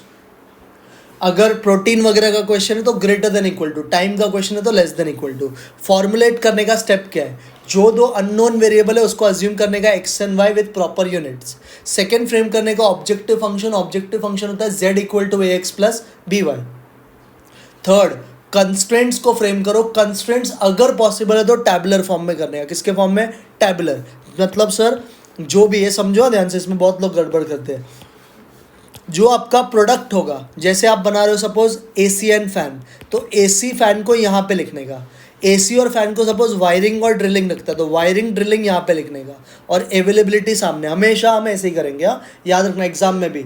जो आपका object वो column में, वो जिस चीज़ से बनता है वो रो में, और अवेलेबिलिटी सामने है कॉलम। अगर मैक्सिमम अवेलेबिलिटी बोला है तो sign will be less than equal to का। अगर मिनिमम रिक्वायरमेंट बोला है तो sign will be greater than equal to का। मैक्सिमम अवेलेबिलिटी बोला तो less than equal to, minimum requirement बोला तो ग्रेटर देन इक्वल टू। ये बात याद रखना। और लास्ट में आपको फॉर्मुलेशन का स्टेप लिखना है, LPP is to be maximise या मिनिमाइज। सबसे पहले आएगा ऑब्जेक्टिव फंक्शन, फिर सब्जेक्ट टू कंस्ट्रेंट, और लास्ट में non negative x greater than और equal to 0, y greater than और इक्वल टू 0। और अगर वर्ड प्रॉब्लम ग्राफ दोनों आया तो लास्ट में आपको फाइनल स्टेटमेंट वर्ड्स के फॉर्म में लिखना है। किसके फॉर्म में लिखना है? वर्ड्स के फॉर्म में। सर वापस स्टेप, जो अननोन क्वांटिटी को क्या अज्यूम करेगा? x और y। फिर क्या फ्रेम करेगा? Objective function to be minimized या फिर maximized. Third sir constraints. Constraints अगर पॉसिबल तो किसके फॉर्म में? टेबल के फॉर्म में। अगर बोला है मैक्सिमम अवेलेबिलिटी तो sign less than equal to का। मिनिमम रिक्वायरमेंट तो sign greater than equal to का। टेबल कैसे बनाने का सर? हम लोग जो ऑब्जेक्ट है हमारा वो हमेशा कॉलम में, जो जिस प्रोसेस से बनता है वो रो में, अवेलेबिलिटी सामने की तरफ। ये बात समझा? हाँ सर। लास्ट में formulation, LPP is to be maximized या फिर मिनिमाइज। सबसे पहले ऑब्जेक्टिव फंक्शन, फिर सब्जेक्ट टू कंस्ट्रेंट, फिर बाद में नॉन नेगेटिव। अगर वर्ड प्रॉब्लम ग्राफ दोनों आएगा तो फाइनल स्टेटमेंट हमेशा किस में लिखोगे? वर्ड्स में। नेक्स्ट आओ ग्राफ के पार्ट पे। तो ग्राफ में ना आपको मेन तो मैं ये सिखाता हूँ, ये समझो। ग्राफ के लिए आपको इनइक्वेशन दिया रहेगा। सबसे पहले आपको क्या करना पड़ता है, जब भी ग्राफ को प्लॉट करना है तो पहले आपको पॉइंट्स चाहिए। तो x0 डाल दो y का पॉइंट्स आ जाएगा, y0 डाल दो x का पॉइंट आ जाएगा। इन दोनों पॉइंट को ज्वाइन करके आपका लाइन बन जाएगा। अब लाइन का इन इक्वेशन का साइन देखने का, अगर लेस देन इक्वल टू का साइन है तो origin side of the line. Less than मतलब डाउनवर्ड, तो डाउनवर्ड मतलब origin side of the line. Greater than equal to का साइन है तो non origin side. Less than equal to origin side, greater than equal to non origin side. ये याद रखना। दो स्पेशल इक्वेशन भी आते हैं, x इक्वल टू के या y इक्वल टू। अगर x इक्वल टू का फॉर्म इक्वेशन है तो line parallel to y axis. y equal to का फॉर्म है तो line parallel to x axis. x equal to मतलब parallel to y, y equal to मतलब parallel to x। समझा? वापस प्लॉट कैसे करने का सर? सबसे पहला चीज़ x को 0 डाल के y ढूंढ लेने का, y को 0 डाल के x ढूंढ लेने का। सेकेंड चीज़ सर, इन दोनों पॉइंट्स को ज्वाइन करके लाइन बना देने का। लाइन का इन इक्वेशन का अगर लेस देन इक्वल टू का साइन है तो डाउनवर्ड मतलब origin side, greater than equal to का साइन है तो नॉन ओरिजिन साइड। अगर x इक्वल टू है तो पैरेलल टू y वाला इक्वेशन, y इक्वल टू है तो पैरेलल टू x वाला इक्वेशन। कोई भी लीनियर इक्वेशन जहाँ पे भी मीट होता है उसे बोलते हैं फिजिबल सोल्यूशन। कौन सा सोल्यूशन? Feasible solution. आपका फिजिबल सोल्यूशन बाउंडेड हो सकता है, मतलब हर तरफ से कवर्ड। आपका फिजिबल सोल्यूशन अनबाउंडेड हो सकता है, हर तरफ से ओपन। बट हमेशा वो कौन सा सेट फॉर्म करेगा? Convex set. कौन सा सेट? Convex set. ये समझा? ग्राफ के सम को सर कैसे करने का? ग्राफ के सम को करने के लिए कुछ स्टेप्स है। पहला स्टेप आपको एक मैंने सिखाया था टेबल बनाने के लिए। क्या टेबल बनाने का? पहले में लिखने का इक्वेशन, नहीं सॉरी, टेबल देखो कैसे बनाने का। पहले लिखने का लाइन, फिर लिखने का इक्वेशन, फिर लिखने का एक्स कोऑर्डिनेट, फिर लिखने का वाई कोऑर्डिनेट, फिर लिखने का साइन और फिर लिखने का रीजन। आपको ऐसे टेबल बनाना है, line, equation, X coordinate, Y coordinate, sign और रीजन। ऐसे करके टेबल बनाओ, सारे पॉइंट्स वगैरह ढूंढ लो। सेकेंड स्टेप, इसको प्लॉट करने का ग्राफ पे इन इक्वेशन को, और फिजिबल रीजन शेड करेंगे। फिजिबल रीजन क्या करने का? शेड। एक बार आपका फिजिबल रीजन शेड हो गया तो आपके सारे कॉर्नर पॉइंट्स को मार्क करना है, और कॉर्नर पॉइंट्स मैक्सिमम तो ग्राफ से मिल जाएगा, जो नहीं मिलेगा उसको साइमल्टेनियसली सॉल्व करके लेके आने का। कैसे सॉल्व करके लेके आने का? साइमल्टेनियसली। एक बार सारे कॉर्नर पॉइंट्स मिल गए तो इसे एक एक करके अपने ऑब्जेक्टिव फंक्शन में डालने का। अगर मिनिमाइज बोला तो सबसे छोटा वाला सोल्यूशन आपका आंसर, मैक्सिमाइज बोला तो सबसे बड़ा वाला का आंसर। अगर दो जगह पे सेम आंसर आता है तो बोलने का this LPP has infinite number of optimal solution. This LPP has infinite number of optimal solution. अगर एक ही आता है तो लिखने का z इज मैक्सिमम या minimum at this point. Second line में z मैक्स या z मिन उसका वैल्यू, और तीसरा ऑप्टिमल सोल्यूशन x का कोऑर्डिनेट और y का कोऑर्डिनेट। समझा? सर वापस स्टेप, पहले तो तुम कॉलम बनाएगा, line, equation, X coordinate, Y coordinate, sign, region. Second graph बनाएगा, ग्राफ बनाने के बाद प्लॉटिंग्स करेगा, प्लॉटिंग करने के बाद कॉर्नर पॉइंट रीजन ढूंढ लेगा। रीजन ढूंढने के बाद उसके कॉर्नर पॉइंट्स को मार्क करेगा। कुछ कुछ कॉर्नर पॉइंट ग्राफ से मिल जाएगा, जो नहीं मिलेगा उसको साइमल्टेनियसली सॉल्व करके लेके आएगा। सारे कॉर्नर पॉइंट्स को एक एक करके ऑब्जेक्टिव फंक्शन में डालेगा। अगर मिनिमाइज है तो सबसे छोटा आंसर, मैक्सिमाइज है तो सबसे बड़ा आंसर। अगर मिनिमाइज या मैक्सिमाइज एक ही पॉइंट पे है तो स्टेटमेंट लिखने का z इज मैक्सिमम और minimum at this point. Next line में उसका वैल्यू, थर्ड लाइन में ऑप्टिमल सोल्यूशन x और y। अगर दो पॉइंट पे सेम आंसर आया तो बोलने का दिस टाइप ऑफ, पहले ऐसा लिखने का z इज मिनिमम या maximum at two corner points, बराबर। तो दो पॉइंट पे अगर है तो वो लाइन सेगमेंट बोल जाएगा, तो बोलने का line segment A B is optimal solution. A line has infinite number of point, तो लास्ट में लिखने का therefore this type of LPP has infinite number of optimal solution. बोलो समझ आ गया? ये था पूरा एलपीपी का पॉइंट सेक्शन। आई होप सबको एलपीपी समझा रहेगा।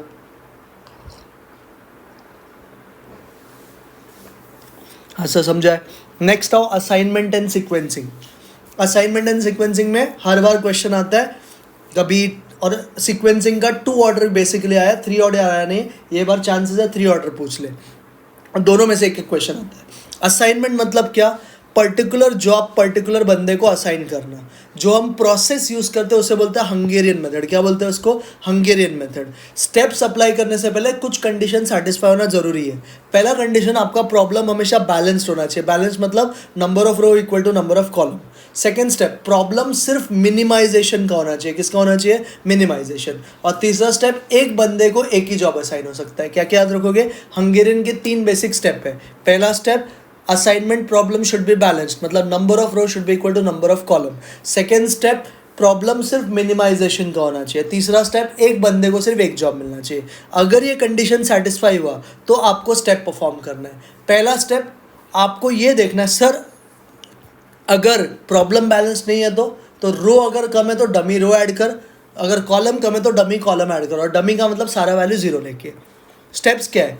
पहला स्टेप होता है रो मिनिमाइजेशन, हर एक रो के छोटे एलिमेंट से पूरे रो को सबट्रैक्ट करने का।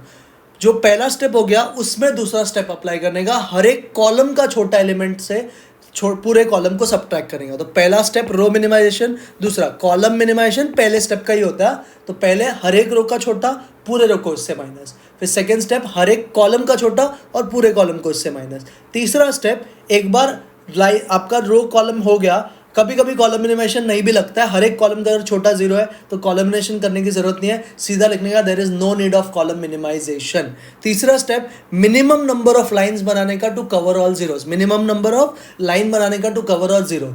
जितना आपने लाइन बनाया अगर वो आपके जॉब से इक्वल है तो असाइनमेंट कर दो, मतलब स्टेप नंबर 4 फॉलो करो।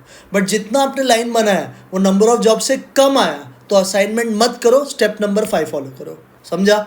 हाँ सर पहले इतना स्टेप पहले करने का रो मिनिमाइजेशन।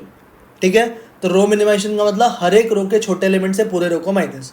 सेकंड करने का कॉलम मिनिमाइजेशन, हर एक कॉलम के छोटे एलिमेंट को पूरे कॉलम से माइनस। तीसरा step sir minimum number of lines बना के सारे जीरो को कवर करने का। अगर जितना आपने लाइन बनाया है उतना ही जॉब है तो असाइनमेंट कर दो, स्टेप नंबर 4। बट जितना आपने लाइन बनाया है वो जॉब से कम है तो असाइनमेंट मत करो, स्टेप नंबर 5 पे जाओ। स्टेप नंबर 4, एक बार आपका number of line number of job के बराबर आ गया तो आपको असाइनमेंट करने को स्टार्ट करना है। असाइनमेंट कैसे करते हैं, पहले वो रो या वो कॉलम सेलेक्ट करो जिसमें सिर्फ सिंगल जीरो है। ऐसे करते करते सिंगल जीरो है तो उस रो या उस कॉलम में और कोई जीरो आएगा उसको क्रॉस करते जाओ। इस तरह से आपका पूरा असाइनमेंट हो जाता है। तो start the assignment with the row having single zero, one job is assigned तो कैंसिल ऑल अदर जीरोस। अब ऐसा रो वाइज करो, फिर सेम चीज़ कॉलम वाइज भी करने का। ये प्रोसेस तब तक रिपीट करते रहने का जब तक सारा असाइनमेंट हो या हो ना जाए। बट अगर आपने जो नंबर ऑफ लाइन्स बनाया वो नंबर ऑफ जॉब के बराबर नहीं आया तो आपको क्या करना है, अनकवर्ड एलिमेंट में से सबसे छोटा एलिमेंट लेना है। अनकवर्ड मतलब जो लाइन के अंदर नहीं है, उसमें से सबसे छोटा एलिमेंट लेना है, सारे अनकवर्ड से माइनस करना है और पॉइंट ऑफ इंटरसेक्शन पे ऐड करना है। सारे अनकवर्ड से माइनस और पॉइंट ऑफ इंटरसेक्शन पे ऐड। फिर से नंबर ऑफ लाइंस बनाने का, इक्वल आ गया तो असाइनमेंट कर, नहीं आया तो सेम स्टेप रिपीट करते रहे जब तक इक्वल लाइंस नहीं बन जाता है। ये 5 स्टेप में पूरा सम खत्म होता है। सर वापस सबसे पहले पूरा मेथड समझ। असाइनमेंट मतलब assigning a particular job to a particular person. कौन सा मेथड फॉलो होता है सर, हंगेरियन मेथड। कितने कंडीशन देखने पड़ते हैं sir, 3। Problem should be balanced, number of row number of column के बराबर। बैलेंस नहीं है तो डमी रो या डमी कॉलम ऐड करेंगे, जहीं पे भी कम है। डमी मतलब सारे जीरो लेके। सेकेंड, प्रॉब्लम सिर्फ किसका होना चाहिए, मिनिमाइजेशन से। सर मैक्सिमाइजेशन हुआ तो अभी बात करेंगे, टेंशन ले मत। तीसरा स्टेप, एक बंदे को एक ही जॉब जाना चाहिए। असाइनमेंट स्टार्ट कैसे करने का, पहले रो मिनिमाइजेशन करने का, हर रो के छोटे एलिमेंट से पूरे रो को माइनस। फिर करने का कॉलम मिनिमाइजेशन, हर एक कॉलम के छोटे एलिमेंट को पूरे कॉलम से माइनस। तीसरा step, minimum number of lines बनाने का जीरो को कवर करने के लिए। सारे जीरो कवर होने चाहिए मिनिमम नंबर ऑफ लाइंस में। जितना लाइन बनाया मिनिमम, अगर उतने ही जॉब है तो असाइनमेंट कर दो, स्टेप नंबर 4। बट जितना लाइन बनाया वो नंबर ऑफ जॉब्स के कम है तो फॉलो करेगा स्टेप नंबर 5। स्टेप नंबर 4, एक बार आपका लाइन और जॉब इक्वल आ गया तो आप रो वाइज जीरो सिलेक्ट करो और उस रो में जितने भी जीरो या कॉलम में होंगे उनको क्रॉस करते रहो। ये प्रोसेस तब तक करेंगे जब तक सारा जॉब का असाइनमेंट हो ना जाए। अगर number of line number of job के इक्वल नहीं आया तो आपको क्या करना है, अनकवर्ड मतलब जो लाइन के अंदर नहीं है उसमें से सबसे छोटा एलिमेंट सेलेक्ट करना है, सारे अनकवर्ड से माइनस करेंगे और पॉइंट ऑफ इंटरसेक्शन पे ऐड। तो आप याद रखना एक चीज़, जब आप ये अनकवर्ड वाला स्टेप करते हो, मतलब लाइंस जब आप बनाते हो, अनकवर्ड वाला जब आप करते हो ना, जब आपको पता चलेगा कि number of line number of job के बराबर नहीं है तो जो आपका सबसे छोटा एलिमेंट है ना उसे कोशिश करना लाइन के अंदर नहीं लिखने का। जैसे सपोज 2 3 0 1 4 2 0 3 3 2 0 1 ऐसा है। तो अब आपको मालूम है कि ये एक लाइन बनेगा, बट जॉब तो 3 है ना, जॉब तो 3 है। तो जब आप लाइन बनाते हो तो आप ना जो सबसे छोटा एलिमेंट है ना उसे कभी लाइन में कवर करने का ट्राई मत करना, उसे लाइन के बाहर ही रखना। क्लियर हो गया ये बात? हाँ सर, ये पॉइंट तो मैंने आपको बता दिया। प्रॉब्लम अनबैलेंस है तो डमी रो या डमी कॉलम जहाँ पे भी रिक्वायर्ड करने का। अगर प्रॉब्लम मैक्सिमाइजेशन का हो, अगर प्रॉब्लम किसका हो, मैक्सिमाइजेशन का, तो सबसे पहले उसे मिनिमाइजेशन में बनाने के लिए पूरे मैट्रिक्स का जो सबसे बड़ा एलिमेंट होगा उससे सारे एलिमेंट को माइनस कर देने का। अगर प्रॉब्लम मैक्सिमाइजेशन का हो तो उसे मिनिमाइजेशन में कन्वर्ट करने के लिए पूरे मैट्रिक्स का जो सबसे बड़ा एलिमेंट होगा उससे पूरे मैट्रिक्स को छोटा करने का, फिर बाकी पूरा मिनिमाइजेशन का स्टेप अप्लाई करने का। कभी कभी क्वेश्चन में डैश होता है तो डैश को आप इन्फिनिटी लिखते हो, इन्फिनिटी में इसको रेस्ट्रिक्टेड असाइनमेंट बोलते हैं। तो डैश को इन्फिनिटी लिखने का और इन्फिनिटी में ऐड करो तो भी वो इन्फिनिटी रहता है, सब्ट्रैक्ट करो तो भी वो इन्फिनिटी। कभी कभी असाइनमेंट करके 2 सोल्यूशन आएगा तो दोनों सोल्यूशन लिखने का। मल्टीपल असाइनमेंट आया तो दोनों सोल्यूशन प्रेजेंट करके आने का। आई होप असाइनमेंट समझा? हाँ सर। अबाउट सीक्वेंसिंग, सीक्वेंसिंग का मतलब आपने जो जॉब करा है, आपका जो जॉब्स है उसको मशीन्स के लिए सीक्वेंस देना। तो सीक्वेंसिंग के लिए हम जॉनसन्स मेथड अप्लाई करते हैं। कौन सा मेथड? Johnson's method. ये भी बोलता है दो कंडीशन सेटिस्फाई करो। पहला condition, no machine can process more than one job at a time. एक मशीन पे एक ही जॉब एक बार में हो सकता है और प्रोसेसिंग का ऑर्डर चेंज नहीं हो सकता। जैसे 3 मशीन है ए बी सी, तो पहले ए के पास जाएगा फिर बी फिर सी। अगर बी ए सी है तो पहले बी फिर ए फिर सी। समझा गया? तो 3 मशीन अगर M1 M2 M3 है, ऑर्डर M1 M2 M3 है, तो पहले मशीन M1 पे काम करेगा, फिर M2 पे, फिर M3 पे। ये भी समझा? हाँ सर। पहले हम 2 मशीन का सीक्वेंसिंग पढ़ते हैं, स्टेप्स पढ़ते हैं। 2 मशीन का अगर सम है, 2 मशीन का, और एग्जाम में ज़्यादातर 2 मशीन ही आया है, 3 मशीन पूछ भी सकता है, बट 2 मशीन समझो। जब 2 मशीन का सम आएगा तो पहला स्टेप आपको फाइंड करना है ऑप्टिमल सीक्वेंस एल्गोरिथम। क्या फाइंड करना है आपको? Optimal sequence algorithm. ढूंढने का तरीका सर, पहले मशीन का छोटा, दूसरे मशीन का छोटा, फिर दोनों का छोटा। पहले का छोटा, दूसरे का छोटा, दोनों का छोटा। अगर दोनों का छोटा मशीन 1 से आया तो सीक्वेंस देने का स्टार्ट में। अगर दोनों का छोटा सेकंड मशीन से आया तो सीक्वेंस देने का लास्ट से। अगर दोनों का छोटा फर्स्ट मशीन से आया तो सीक्वेंस स्टार्ट में। अगर दोनों का छोटा लास्ट मशीन से आया तो सीक्वेंस एंड में। ये बात सबको समझा? हाँ सर। अब इसमें कुछ कुछ पॉइंट्स याद रखो। अगर 2 जॉब का सेम लीस्ट टाइम है बट अलग अलग मशीन के लिए, जैसे ये समझो, ये ए और ये बी है, यहाँ पे 1 2 3 है, यहाँ पे 3 है, 2 है, 5 है, यहाँ पे 2 है, 4 है, 6। तो पहले का छोटा 2, दूसरे का छोटा 2।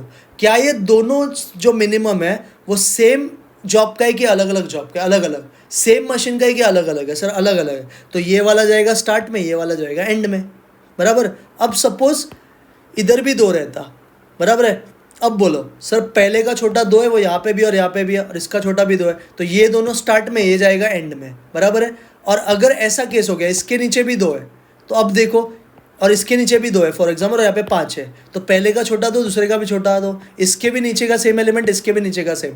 तो आप प्रेफरेबली स्टार्ट में सीक्वेंस देने का, प्रेफरेबली स्टार्ट में। तो देखो यही सब लिखा है इंग्लिश में। If 2 jobs have same list time for 2 different machine, one for M1 other for M2, then जो M1 करेगा वो स्टार्ट से जाएगा, जो M2 करेगा वो एंड से। अगर 2 जॉब सेम लिस्ट टाइम, अगर M1 का है तो स्टार्ट में प्लेस करो, M2 का है तो एंड में। अगर दोनों मशीन का सेम लिस्ट टाइम है, दोनों पे सेम है टाइम, तो प्रेफरेबली स्टार्ट पे देने का। बोलो पहला स्टेप समझा? हाँ सर। वापस कैसे बताओ? पहले का छोटा, दूसरे का छोटा, दोनों का छोटा। अगर दोनों का छोटा पहले मशीन का तो स्टार्ट से सीक्वेंसिंग, दोनों का छोटा दूसरे का, दूसरे मशीन का, तो एंड में सीक्वेंसिंग। अगर दोनों मशीन का लीस्ट टाइम सेम है बट अलग अलग जॉब के लिए, तो पहले वाले के लिए स्टार्ट में, दूसरे वाले के लिए एंड में। अगर दोनों मशीन का छोटा एलिमेंट M1 का है तो स्टार्ट से, दोनों मशीन का छोटा M2 का है तो एंड से। अगर दोनों मशीन का M1 M2 दोनों का छोटा सेम ही नंबर है तो प्रेफरेबली स्टार्ट पे। सेकंड स्टेप ढूंढने का, तो ऐसा आपको एक बनाना पड़ता है बॉक्स। अगर फर्स्ट मशीन का रहेगा तो सीक्वेंस लेफ्ट टू राइट देने का, सेकंड मशीन का रहेगा तो राइट टू लेफ्ट। सेकंड आपको ढूंढना पड़ता है टोटल इलैप्स टाइम। क्या ढूंढोगे? Total elapse time. इसके लिए फॉर्मेट है टोटल इलैप्स टाइम, मतलब टोटल कितना घंटा लगेगा पूरा काम खत्म होने के लिए। तो इसको बनाने का एक तरीका होता है जॉब लिखने का। मशीन्स में 2 machine M1 M2 in out in out. क्या है फॉर्मेट? जॉब्स। मशीन्स में M1 M2, M1 में इन आउट, M2 में इन आउट। ध्यान रख अभी कुछ चीज़, कोई भी मशीन अंदर जब M1 का काम चालू करेगा वो हमेशा 0 पे अंदर जाएगा। कितने पे 0 जाएगा? 0 पे। जो इसका आउट टाइम वो सेकेंड मशीन का इन टाइम, जो इसका आउट टाइम वो सेकेंड का इन टाइम। अब सपोज यहाँ पे 10 है, यहाँ पे 12 है, तो ये कैसे डिसाइड करेगा? इन दोनों का बड़ा, इन दोनों का बड़ा। ये बात समझा? फॉर्मेट बोल वापस, job M1 M2 in out. M1 का इन हमेशा स्टार्टिंग का 0, जो फर्स्ट मशीन का आउट टाइम वो सेकेंड मशीन का इन टाइम। जो सेकेंड मशीन का आउट कैसे डिसाइड करेगा? सेकेंड मशीन का इन, सेकेंड वाले का टाइम कैसे डिसाइड करेगा? फर्स्ट का आउट और सेकेंड का आउट में जो बड़ा रहेगा वो यहाँ पे लिखने का। ऐसे करते करते जो फाइनल आंसर आएगा उसे बोलते हैं टोटल इलैप्स टाइम। तीसरा स्टेप ढूंढने का आइडल टाइम। आइडल टाइम का फॉर्मूला होता है total elapse time minus total of machines. Total elapse time minus total of machine. Idle time मतलब कितना घंटा बिना काम किए पे मशीन था, वो आपको होता है आइडल टाइम। बोलो सारा स्टेप समझ गया? हाँ सर। 3 ऑर्डर करने के लिए भी 2 ऑर्डर आना चाहिए। अब 3 ऑर्डर में क्या चेंजेस है? 3 ऑर्डर में 3 मशीन रहेगा, तो 3 मशीन के क्वेश्चन को पहले आपको 2 मशीन में कन्वर्ट करना पड़ता है। कितने मशीन में? 2। तो कैसे करने का सर? पहले का बड़ा, दूसरे का सॉरी उल्टा हो गया, पहले का छोटा, दूसरे का बड़ा, तीसरे का छोटा। फर्स्ट मशीन का छोटा लेने का, सेकेंड मशीन का बड़ा, थर्ड मशीन का छोटा, पहले तीनों टाइम्स निकालने का। फिर एक आपको कंडीशन, 2 कंडीशन है, कोई भी एक तो सेटिस्फाई होना ही चाहिए। Minimum of M1 should be greater than और equal to maximum of M2, या फिर minimum of M3 should be greater than और equal to maximum of M2। Minimum of M1 maximum of M2 से equal या बड़ा रहना चाहिए, या तो minimum of M3 maximum of M2 से इक्वल या ग्रेटर रहना चाहिए। अगर कोई भी एक कंडीशन सेटिस्फाई हुआ तो 2 डमी मशीन इंट्रोड्यूस करने का, एक का नाम G रखने का, एक का नाम H। G बोलने का M1 प्लस M2, H बोलने का M2 प्लस M3। तो आपका मशीन 2 में कन्वर्ट हो जाएगा। इस 2 मशीन के हेल्प से सीक्वेंसिंग ढूंढ लेने का, जो आपने स्टेप पढ़ा है। G का छोटा निकालने का, H का छोटा, दोनों में से अगर छोटा फर्स्ट मशीन से रहेगा तो स्टार्ट से, अगर सेकंड मशीन करेगा तो एंड से, उस तरह से सीक्वेंस ढूंढ लेने का। फिर टोटल इलैप्स टाइम के लिए वापस क्वेश्चन में ही जाने का। तो 3, अभी टोटल मशीन में कितने हैं? 3 मशीन है ना, तो job M1, M2, M3। M1 में भी इन आउट, M2 में भी इन आउट, M3 में भी इन आउट। इसमें कुछ चीज़ याद रख। पहला मशीन जाएगा 0 पे अंदर, सपोज ये 5 पे आउट हुआ तो सेकंड मशीन जाएगा 5 पे इन। आउट टाइम कैसे डिसाइड करेगा? इसका और इसका जो बड़ा रहेगा वो यहाँ पे लिखने का। जो सेकंड मशीन का आउट टाइम वो थर्ड वाले के लिए इन, इसका आउट और इसका आउट देख के इधर का डिसाइड करने का। ऐसे करके पूरा खत्म करने का। आइडल टाइम ढूंढने का formula same, total elapse time minus total of machine, total elapse time minus total of machine. Sir एक बार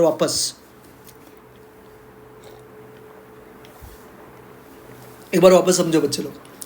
जब 3 मशीन रहेगा तो पहले का छोटा, दूसरे का बड़ा, तीसरे का छोटा, ये निकाल लेने का।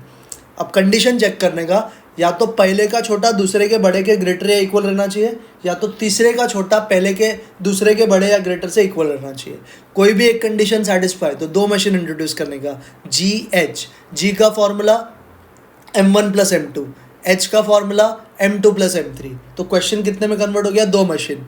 तो अभी फाइंड करने का ऑप्टिमल सीक्वेंस एल्गोरिथम्स। बस G और H का काम ऑप्टिमल सीक्वेंस ढूंढने के लिए ही होता है, बराबर। एक बार ऑप्टिमल सीक्वेंस मिल गया तो total elapse time, total elapse time में GH का कोई काम नहीं है। क्वेश्चन के पास जा, M1, M2, M3, in out in out in out. एक बात मैं बताना और भूल गया, जब आप यहाँ पे जॉब लिखते हो, यहाँ पे आप जॉब जो लिखते हो ना, ये वाला पार्ट में देखो आप जॉब लिखते हो, तो जॉब में आपको क्या लिखना रहता है? जो आपको सीक्वेंस ऑप्टिमल सीक्वेंस में मिलेगा वो लिखना है। यहाँ पे ये वाला जो पार्ट है, इधर आप ध्यान रखना, इधर आपको वो लिखना पड़ता है जो आपको जॉब आता है, सीक्वेंस, क्वेश्चन का ऑर्डर नहीं, ABCD नहीं। अगर आपको DBC आया सीक्वेंसिंग तो DBCA लिखना है। पहला मशीन जाएगा 0 पे अंदर, जो फर्स्ट का आउट टाइम वो सेकंड का इन टाइम। सेकंड का आउट टाइम कैसे डिसाइड करेगा? सेकंड का आउट और फर्स्ट का आउट में जो बड़ा रहेगा, सॉरी सेकंड का इन कैसे डिसाइड करेगा? फर्स्ट का आउट और सेकंड का आउट में से डिफरेंट जो बड़ा रहेगा वो लिखने का। जो सेकंड का आउट टाइम वो थर्ड का इन टाइम। अगेन थर्ड के सेकंड का इन टाइम कैसे डिसाइड करेगा? थर्ड का आउट टाइम, सेकंड का आउट टाइम में जो बड़ा है वो। तो फाइनली जहाँ पे वो खत्म होगा उसे क्या बुलाएंगे? Total elapse time. और आइडल टाइम अभी कितने मशीन का निकलेगा? 3 मशीन का। फॉर्मूला क्या है? Total elapse time minus total of machines. बोलो समझ गया? ये था पूरा स्टेप आपका। 3 मशीन, 2 मशीन, ये पूरा असाइनमेंट सीक्वेंसिंग मैंने इसमें आपको रिपीट करवा दिया अच्छे से। क्लियर? आ जाओ लास्ट चैप्टर पे, जो है प्रोबेबिलिटी डिस्ट्रीब्यूशन। प्रोबेबिलिटी डिस्ट्रीब्यूशन में बहुत कॉन्सेप्ट है, ध्यान से समझना, बट ये फटाफट हो जाएगा, हमने पहले ही पढ़ा है। प्रोबेबिलिटी डिस्ट्रीब्यूशन में सबसे पहला कॉन्सेप्ट है रैंडम वेरिएबल। रैंडम वेरिएबल मतलब क्या? रियल वैल्यूज असाइन करना सैम्पल पॉइंट्स को, रियल वैल्यूज असाइन करना सैम्पल पॉइंट्स को। रैंडम वेरिएबल में 2 सेट होता है। पहले सेट को बोलते हैं डोमेन, सेकेंड सेट को बोलते हैं कोडोमेन। पहले सेट को डोमेन, दूसरे सेट को कोडोमेन। डोमेन में हम सैम्पल पॉइंट्स लेते हैं, कोडोमेन में हम उसको नंबर असाइन करते हैं। डोमेन में सैम्पल पॉइंट्स, कोडोमेन में नंबर असाइन करते हैं। और इसका सिंबॉलिक फॉर्म होता है capital X equal to small x, capital X equal to small x। वापस सर, रैंडम वेरिएबल मतलब assignment of real numbers to sample points, बराबर है। नेक्स्ट, कितने सेट्स होते हैं? 2, डोमेन कोडोमेन। डोमेन मतलब पहला सेट सैम्पल पॉइंट्स का, कोडोमेन मतलब दूसरा सेट असाइनमेंट ऑफ नंबर्स का। इसका symbolic form capital X equal to small x। Next is types of random variable. कितने तरीके के रैंडम वेरिएबल होते हैं सर? 2 तरीके के, DRV, CRV। Discrete random, continuous random. Discrete मतलब सर काउंटिंग वाला प्रोसेस, डिस्क्रीट मतलब काउंटिंग वाला प्रोसेस। तो जो चीज़ काउंटेबली फाइनाइट और आइसोलेटेड यूनिक वैल्यूज़ लेता है उसे हम बोलते हैं DRV। जो चीज़ एस्टिमेशन पे इन्वॉल्व रहता है उसे हम बोलते हैं CRV। जो चीज़ एस्टिमेशन पे इन्वॉल्व वो CRV, जिसमें काउंटिंग पॉसिबल वो DRV।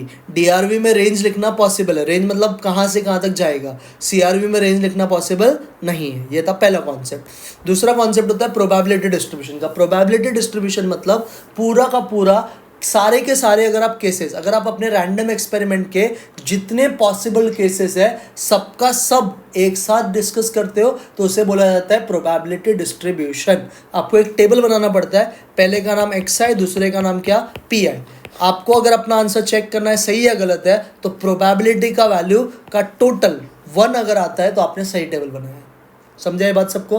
हाँ सर। इसको करते वक्त 4 कॉम्बिनेशंस के फॉर्मूलाज आपको यूज़ करना पड़ता है कभी कभी, तो ये शॉर्टकट्स याद रखना। NC0 is always 1, NCN is also 1, NC1 is n, and NCR is same as NCN minus R। NC0 1, NC1 n, NCR is same as NCN minus R, and NC1 is n। ये 4 समझा? हाँ sir. वापस एक बार probability distribution. Probability distribution का मतलब अगर मैं मेरे रैंडम वेरिएबल का सबका सब केसेस को एक साथ स्टडी कर रहा हूँ एक टेबल के फॉर्मेट में, xi और pi के फॉर्मेट में सबका सब केसेस, तो उसे हम बोलते हैं प्रोबेबिलिटी डिस्ट्रीब्यूशन। आंसर सही है गलत के लिए क्या देखने का, जो आपका प्रोबेबिलिटी है पहले तो पॉजिटिव रहना चाहिए, सेकेंड चीज़ उसका टोटल 1 रहना चाहिए। 4 कॉम्बिनेशन के फॉर्मूलाज याद रखना है। NC0 हमेशा 1 होता है, NCN 1 होता है, NC1 n होता है, और NCR is same as NCN minus R। Next होता है टाइप्स ऑफ फंक्शन। 3 टाइप के फंक्शन होता है, PMF, CDF, PDF। पहले हम PMF CDF। PMF होता है प्रोबेबिलिटी मास फंक्शन। PMF क्या होता है? Probability mass function. इसे डिस्क्रीट प्रोबेबिलिटी डिस्ट्रीब्यूशन भी बोलते हैं। क्या बोलते हैं? Discrete probability distribution. कोई भी क्वेश्चन PMF का तब होता है जब वो 2 कंडीशंस को सेटिस्फाई करता है। कितने कंडीशन को सेटिस्फाई? 2। पहला कंडीशन इंडिविजुअल प्रोबेबिलिटी 0 या 0 से ज़्यादा होना चाहिए, and second condition sum of all probability should be equal to 1। Individual probability 0 या 0 से ज़्यादा, second condition sum of all probability should be equal to 1। अगर ये दोनों कंडीशन सेटिस्फाई किया तो उसे हम बोलते हैं PMF। सेकंड होता है CDF। CDF का दूसरा नाम होता है स्टेप फंक्शन। क्या होता है इसका नाम? Step function. PMF को हम P से डिनोट करते हैं, CDF को F से। PMF को P से, CDF को F से।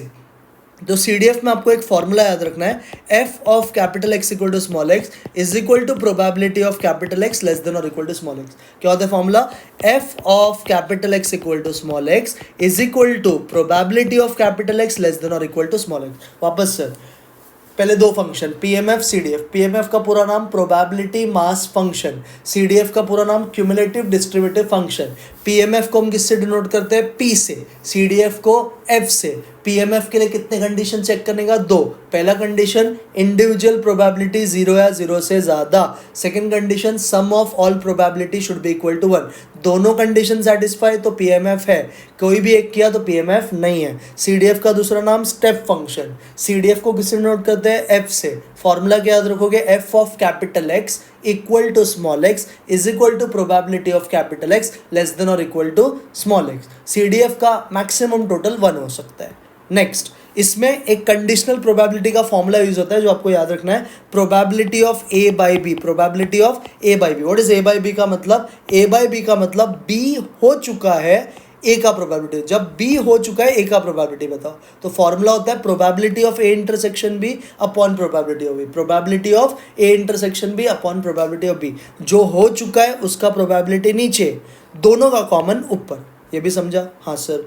नेक्स्ट है expected value variance and standard. Again very very important, expected value variance and स्टैंडर्डेशन।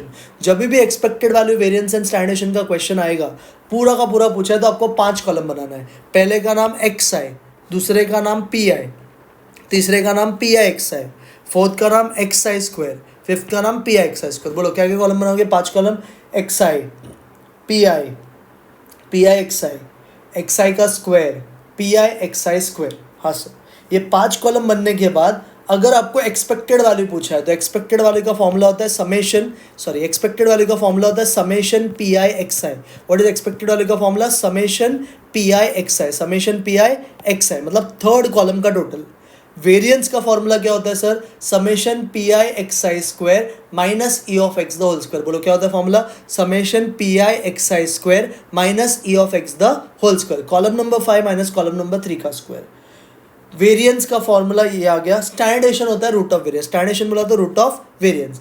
E of X को, ई ऑफ एक्स जो होता है वो centre of gravity, lies in the centre of gravity. Expected value always lies in the centre of gravity. एक वो ये बात रखना। ई ऑफ एक्स को मैथमेटिकल एक्सपेक्टेशन भी बोला जाता है। ई ऑफ एक्स को क्या बोलते हैं? Mathematical expectation. और ये लास्ट कॉलम को ई ऑफ एक्स स्क्वायर बोलते हैं। E of x square, e of x square. वापस सर कितने कॉलम बनाओगे सर? सब पूछा है तो 5। X i p i x i square p i x i square. Expected value का formula summation p i x i, column number 3। Variance का formula summation p i x i square minus E of x the whole square, मतलब column number 5 minus column number 3 the whole square. Standardization क्या होता है sir? Root of variance. E of X लाई कहाँ पे होता है सर? सेंटर ऑफ ग्रेविटी पे। ठीक है, हाँ सर। ई ऑफ एक्स का दूसरा नाम मैथमेटिकल एक्सपेक्टेशन, बराबर। लास्ट कॉलम को और क्या बुलाते हैं? E of x square. Next is binomial distribution. जब भी आपका सैंपल साइज टू लार्ज है, सैंपल साइज क्या है? टू लार्ज, मतलब जो नंबर ऑफ ऑब्जर्वेशंस है वो ज़्यादा है और सक्सेस का प्रोबेबिलिटी कांस्टेंट है। सक्सेस का प्रोबेबिलिटी क्या है? कांस्टेंट। जब भी सैंपल साइज टू लार्ज है और सक्सेस का प्रोबेबिलिटी कांस्टेंट है तो कैलकुलेशन को सिंपल बनाने के लिए वी यूज बाइनोमियल डिस्ट्रीब्यूशन, जो बोलता है आप ऐसा सोचो कि एक्सपेरिमेंट सिर्फ एक बार परफॉर्म हुआ। एक्सपेरिमेंट सिर्फ कितने बार परफॉर्म हुआ? एक बार। Whenever sample size is too large, to make calculation simpler we use binomial distribution which states to think only when experiment is performed once। इसका फॉर्मूला आपको याद रखना है। फॉर्मूला होता है बाइनोमियल का probability of capital X, probability of capital X equal to small X. क्या है formula? N C X P का पावर एक्स क्यू का पावर एन माइनस एक्स। बोलो क्या है formula? N C X P का पावर एक्स क्यू का power N minus X. N C X P का पावर एक्स क्यू का power N minus X. N का मतलब एक एक्सपेरिमेंट कितने बार परफॉर्म किया। पी का मतलब probability of success when experiment is performed only once. Q का मतलब प्रोबेबिलिटी ऑफ फेलियर, फेलियर निकालने का फॉर्मूला 1 माइनस पी। एक्स का मतलब एक्सपेक्टेड नंबर ऑफ आउटकम। वापस एन मतलब एक्सपेरिमेंट कितने बार परफॉर्म किया, नंबर ऑफ ट्रायल्स। पी मतलब probability of success when experiment is performed only once. Q का मतलब प्रोबेबिलिटी ऑफ फेलियर, फेलियर का फॉर्मूला 1 माइनस पी। एक्स का मतलब एक्सपेक्टेड नंबर ऑफ आउटकम्स, और ये हमेशा होल नंबर रहता है। बाइनोमियल में मीन का फॉर्मूला, बाइनोमियल में अगर मीन पूछा है तो एनपी। बाइनोमियल में मीन क्या होता है? एनपी। वेरिएंस बोला तो एनपीक्यू। बाइनोमियल में मीन एनपी, वेरिएंस एनपीक्यू। तो हर बाइनोमियल में मीन हमेशा वेरिएंस से बड़ा होता है। हर बाइनोमियल में mean is always greater than variance, mean is always greater than variance. एक शॉर्टकट याद रखो, एटलीस्ट वन का फॉर्मूला होता है 1 minus probability of none. At least one का formula 1 minus probability of none, 1 minus probability of none. इसमें भी कभी कभी ये यूज होता है। तो NC01, NCN1, NC1N, NCR is same as NCN minus R. Sir पूरा बाइनोमियल एक बार अच्छे से भाई पहले बता, बाइनोमियल कब यूज़ करेगा? जब नंबर ऑफ ऑब्जर्वेशन लार्ज है और सक्सेस का प्रोबेबिलिटी कांस्टेंट है, तब बाइनोमियल यूज़ करेगा। बाइनोमियल का फॉर्मूला बोल, NCX P का पावर X Q का power N minus X। N मतलब number of times experiment is perform. P का मतलब probability of success when experiment is perform once. Q का मतलब प्रोबेबिलिटी ऑफ फेलियर, फेलियर निकालने का फॉर्मूला 1 माइनस पी। X का मतलब expected number of outcome, it is always a whole number. कोई भी बाइनोमियल में मीन क्या होता है? NP। वेरिएंस क्या होता है? NPQ। हर बाइनोमियल में मीन हमेशा वेरिएंस से बड़ा, mean is greater than variance. अगर प्रोबेबिलिटी ऑफ एटलीस्ट वन पूछा तो क्या बोलेगा? 1 minus probability of none. NC01, NC1N, NCN1, NCR is same as NCN minus R. Next is Poisson. अगर बाइनोमियल से भी बड़ा है, मतलब number of observation very very large हो गया, जब number of observation very very large हो गया और सक्सेस का प्रोबेबिलिटी बहुत छोटा हो गया, जब number of observation very very large और सक्सेस का प्रोबेबिलिटी बहुत ज़्यादा छोटा, तो यूज़ करेगा पॉइजन डिस्ट्रीब्यूशन। कौन सा डिस्ट्रीब्यूशन यूज़ करेगा? Poisson distribution. पॉइजन क्या? एक ही पैरामीटर। पॉइजन में याद रखना बाइनोमियल में 2 पैरामीटर होते हैं, N, P। पॉइजन में सिर्फ एक ही पैरामीटर होता है। तो यहाँ पे जो n है वो इन्फिनिटी, इन शॉर्ट आपको n क्वेश्चन में दिया ही नहीं रहेगा। यहाँ पे n किसको टेंड करता है? इन्फिनिटी को। सक्सेस किसको टेंड करता है? 0 को। फेलियर किसको टेंड करता है? 1 को। n is tending towards infinity, success is tending towards 0, failure is tending towards 1। Poisson जो होता है ये यूनिपैरामीट्रिक होता है, इसका सिर्फ एक ही पैरामीटर होता है, वो होता है मीन। तो हम इसे m से डिनोट करते हैं। किससे डिनोट करते हैं? m से। पॉइजन का फॉर्मूला होता है probability of capital X equal to small x is equal to e raise to minus m into m raise to x upon x factorial. What is formula of Poisson? e raise to minus m into m raise to x upon x factorial. e raise to minus m into m raise to x upon x factorial, ये formula होता है, जिसमें m का मतलब mean, x का मतलब expected number of outcomes, बराबर है, जिसमें e का मतलब क्या होता है? e का वैल्यू आपको याद रखना है 2.71828। m का मतलब मीन, और मीन क्या होता है? np। n मतलब number of time experiment is perform. p मतलब probability of success when experiment is perform 1। x का मतलब एक्सपेक्टेड नंबर ऑफ आउटकम। ये सब तो तुमने पढ़ाई है, वही चीज़ है। e का value 2.71828 dot dot dot. m का मतलब मीन, मीन का फॉर्मूला np, बस याद रखो। पॉइजन में मीन भी np होता है, वेरिएंस भी np होता है। तो in Poisson mean is equal to variance. Binomial में मीन वेरिएंस से बड़ा, पॉइजन में मीन वेरिएंस के इक्वल। अब एक चीज़ बहुत अच्छे से याद रखना, पॉइजन में कभी भी ग्रेटर का साइन आएगा ना तो हमेशा 1 minus less than equal to करने का, बिकॉज पॉइजन में n दिया नहीं रहता है। तो पॉइजन में हमेशा ग्रेटर देन का सम करोगे 1 minus probability of less than करके ही। एटलीस्ट 1 का तो डिफॉल्ट है 1 माइनस प्रोबेबिलिटी ऑफ नन, पर ग्रेटर देन का 1 minus probability of less then, greater than का 1 minus probability of less then. Sir एक बार पॉइजन वापस। सर बाय पैरामीटर बोला तो बाइनोमियल, यूनि पैरामीटर बोला तो पॉइजन। डिस्ट्रीब्यूशन लार्ज है, सक्सेस का प्रोबेबिलिटी कांस्टेंट है, binomial. Distribution very very large है, सक्सेस का प्रोबेबिलिटी बहुत छोटा है, Poisson. n tends towards infinity, success tends towards 0, failure tends towards 1, Poisson. Poisson is bi parameter की uni parameter. What is Poisson का formula? e raise to minus m into m raise to x upon x factorial. e का value 2.71828। m मतलब mean, mean मतलब np, n मतलब एक experiment कितने बार perform किया, p का मतलब सक्सेस का प्रोबेबिलिटी, x मतलब expected number of outcomes. Poisson mean variance से बड़ा है, कौन सा? बाइनोमियल। मीन और वेरिएंस दोनों बराबर है, Poisson. At least 1 minus probability of none, greater than का सम हमेशा 1 minus probability of less than करके ही। नाउ आ जाओ लास्ट कॉन्सेप्ट पे, जो है प्रोबेबिलिटी डेंसिटी फंक्शन। ये ज़रा लीस्ट इंपॉर्टेंट है, उतना इंपॉर्टेंट नहीं है, फिर भी प्रोबेबिलिटी डेंसिटी फंक्शन, इसे पीडीएफ बोलते हैं। इसका दूसरा नाम कंटिन्यूस प्रोबेबिलिटी डिस्ट्रीब्यूशन भी होता है। क्या होता है इसका दूसरा नाम? Continuous probability distribution. आपको इसे याद रखने के लिए बस पीएमएफ याद रखना है। पीएमएफ में हमने क्या पढ़ा था? पीएमएफ में पढ़ा था इंडिविजुअल प्रोबेबिलिटी 0 है 0 से ज़्यादा, सम ऑफ ऑल प्रोबेबिलिटी 1। तो पीडीएफ जो होता है ना, इसमें भी आपको ऐसे ही करना है। इसमें बस 2 चेंजेस करना है। जहाँ पे पी लिखते थे ना वहाँ पे एफ लिखना है, और समेशन को इंटीग्रेशन से लिमिट चेंज करना है। जहाँ पे p लिखते थे वहाँ पे f, जहाँ पे समेशन लिखते थे वहाँ पे integration of lower limit to upper limit. तो कोई भी क्वेश्चन पीडीएफ का तब होता है जब वो 2 कंडीशन को सेटिस्फाई करता है। पहला कंडीशन, फंक्शन का वैल्यू 0 है 0 से ज़्यादा। Second condition, integration of minus infinity to plus infinity F of X D X equal to 1। तो इंटीग्रेशन का आंसर 1 के बराबर आना चाहिए और फंक्शन का वैल्यू 0 है 0 से ज़्यादा रहना चाहिए। एक चीज़ अच्छे से याद रखना, पीडीएफ में अगर आपको probability of x less than 1 बोला या लेस देन इक्वल टू 1 बोला, दोनों का मतलब यही है कि आपका आंसर 1 पे खत्म होगा। अगर आपको बोला है probability of x greater than 1 या probability of x greater than और इक्वल टू 1, दोनों का मतलब यही है कि आपका आंसर 1 से चालू होगा। समझा? तो less than equal to same, greater than equal to still same. ये बात समझा? हाँ सर।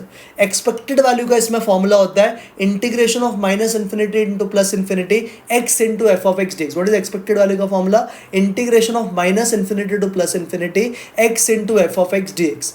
वेरियंस का फॉर्मूला होता है integration of minus infinity to plus infinity X square into F of X D X minus E of x the whole square. क्या होता है वेरियंस का formula? Integration of minus infinity to plus infinity X square into F of X D X minus E of x the whole square.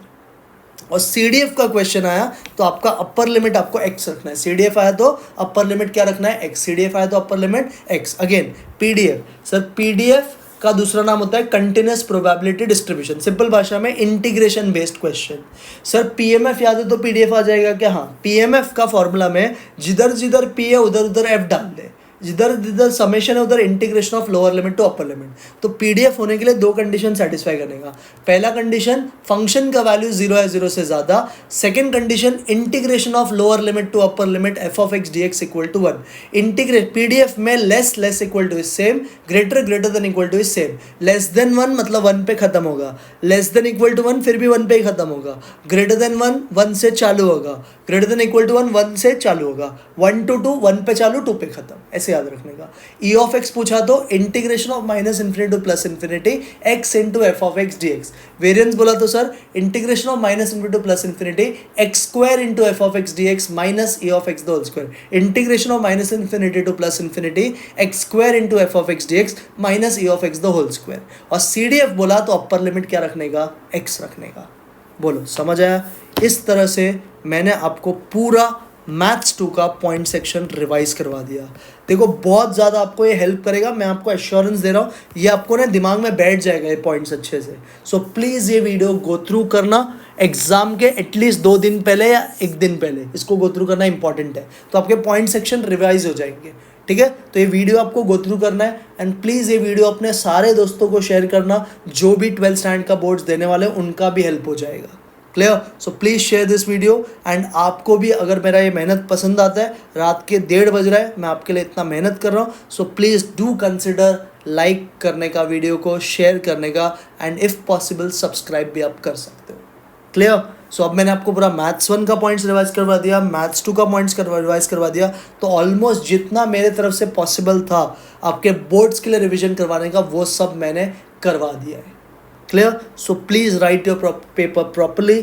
कुछ भी आपको problem आ रहा है तो आप मुझे कमेंट सेक्शन में बोल सकते हो, मेरा नंबर भी है बहुत लोगों के पास, तो आप मुझे मैसेज भी कर सकते हो, तो मैं आपको उसका रिप्लाई कर दूंगा। Clear? So please stay calm and relaxed, अच्छे से पढ़ाई करो एंड बहुत अच्छे से पेपर्स दो। 4 दिन छुट्टी है तो थोड़ा पेपर पॉसिबिलिटी है कि थोड़ा पेपर लेंदी वो सेट करें, तो एक पेपर है ना आप लिख के भी प्रैक्टिस करते ना, वो तो मैं आपको एक छोटा सा वीडियो बनाने वाला हूँ, उसमें बताऊंगा कि आपको 4 दिन में करना क्या है, तो उससे आपको समझ में आ जाएगा। क्लियर? चलो अब मिलेंगे नेक्स्ट वीडियो में, तब तक के लिए bye, take care and have good day head and do study well.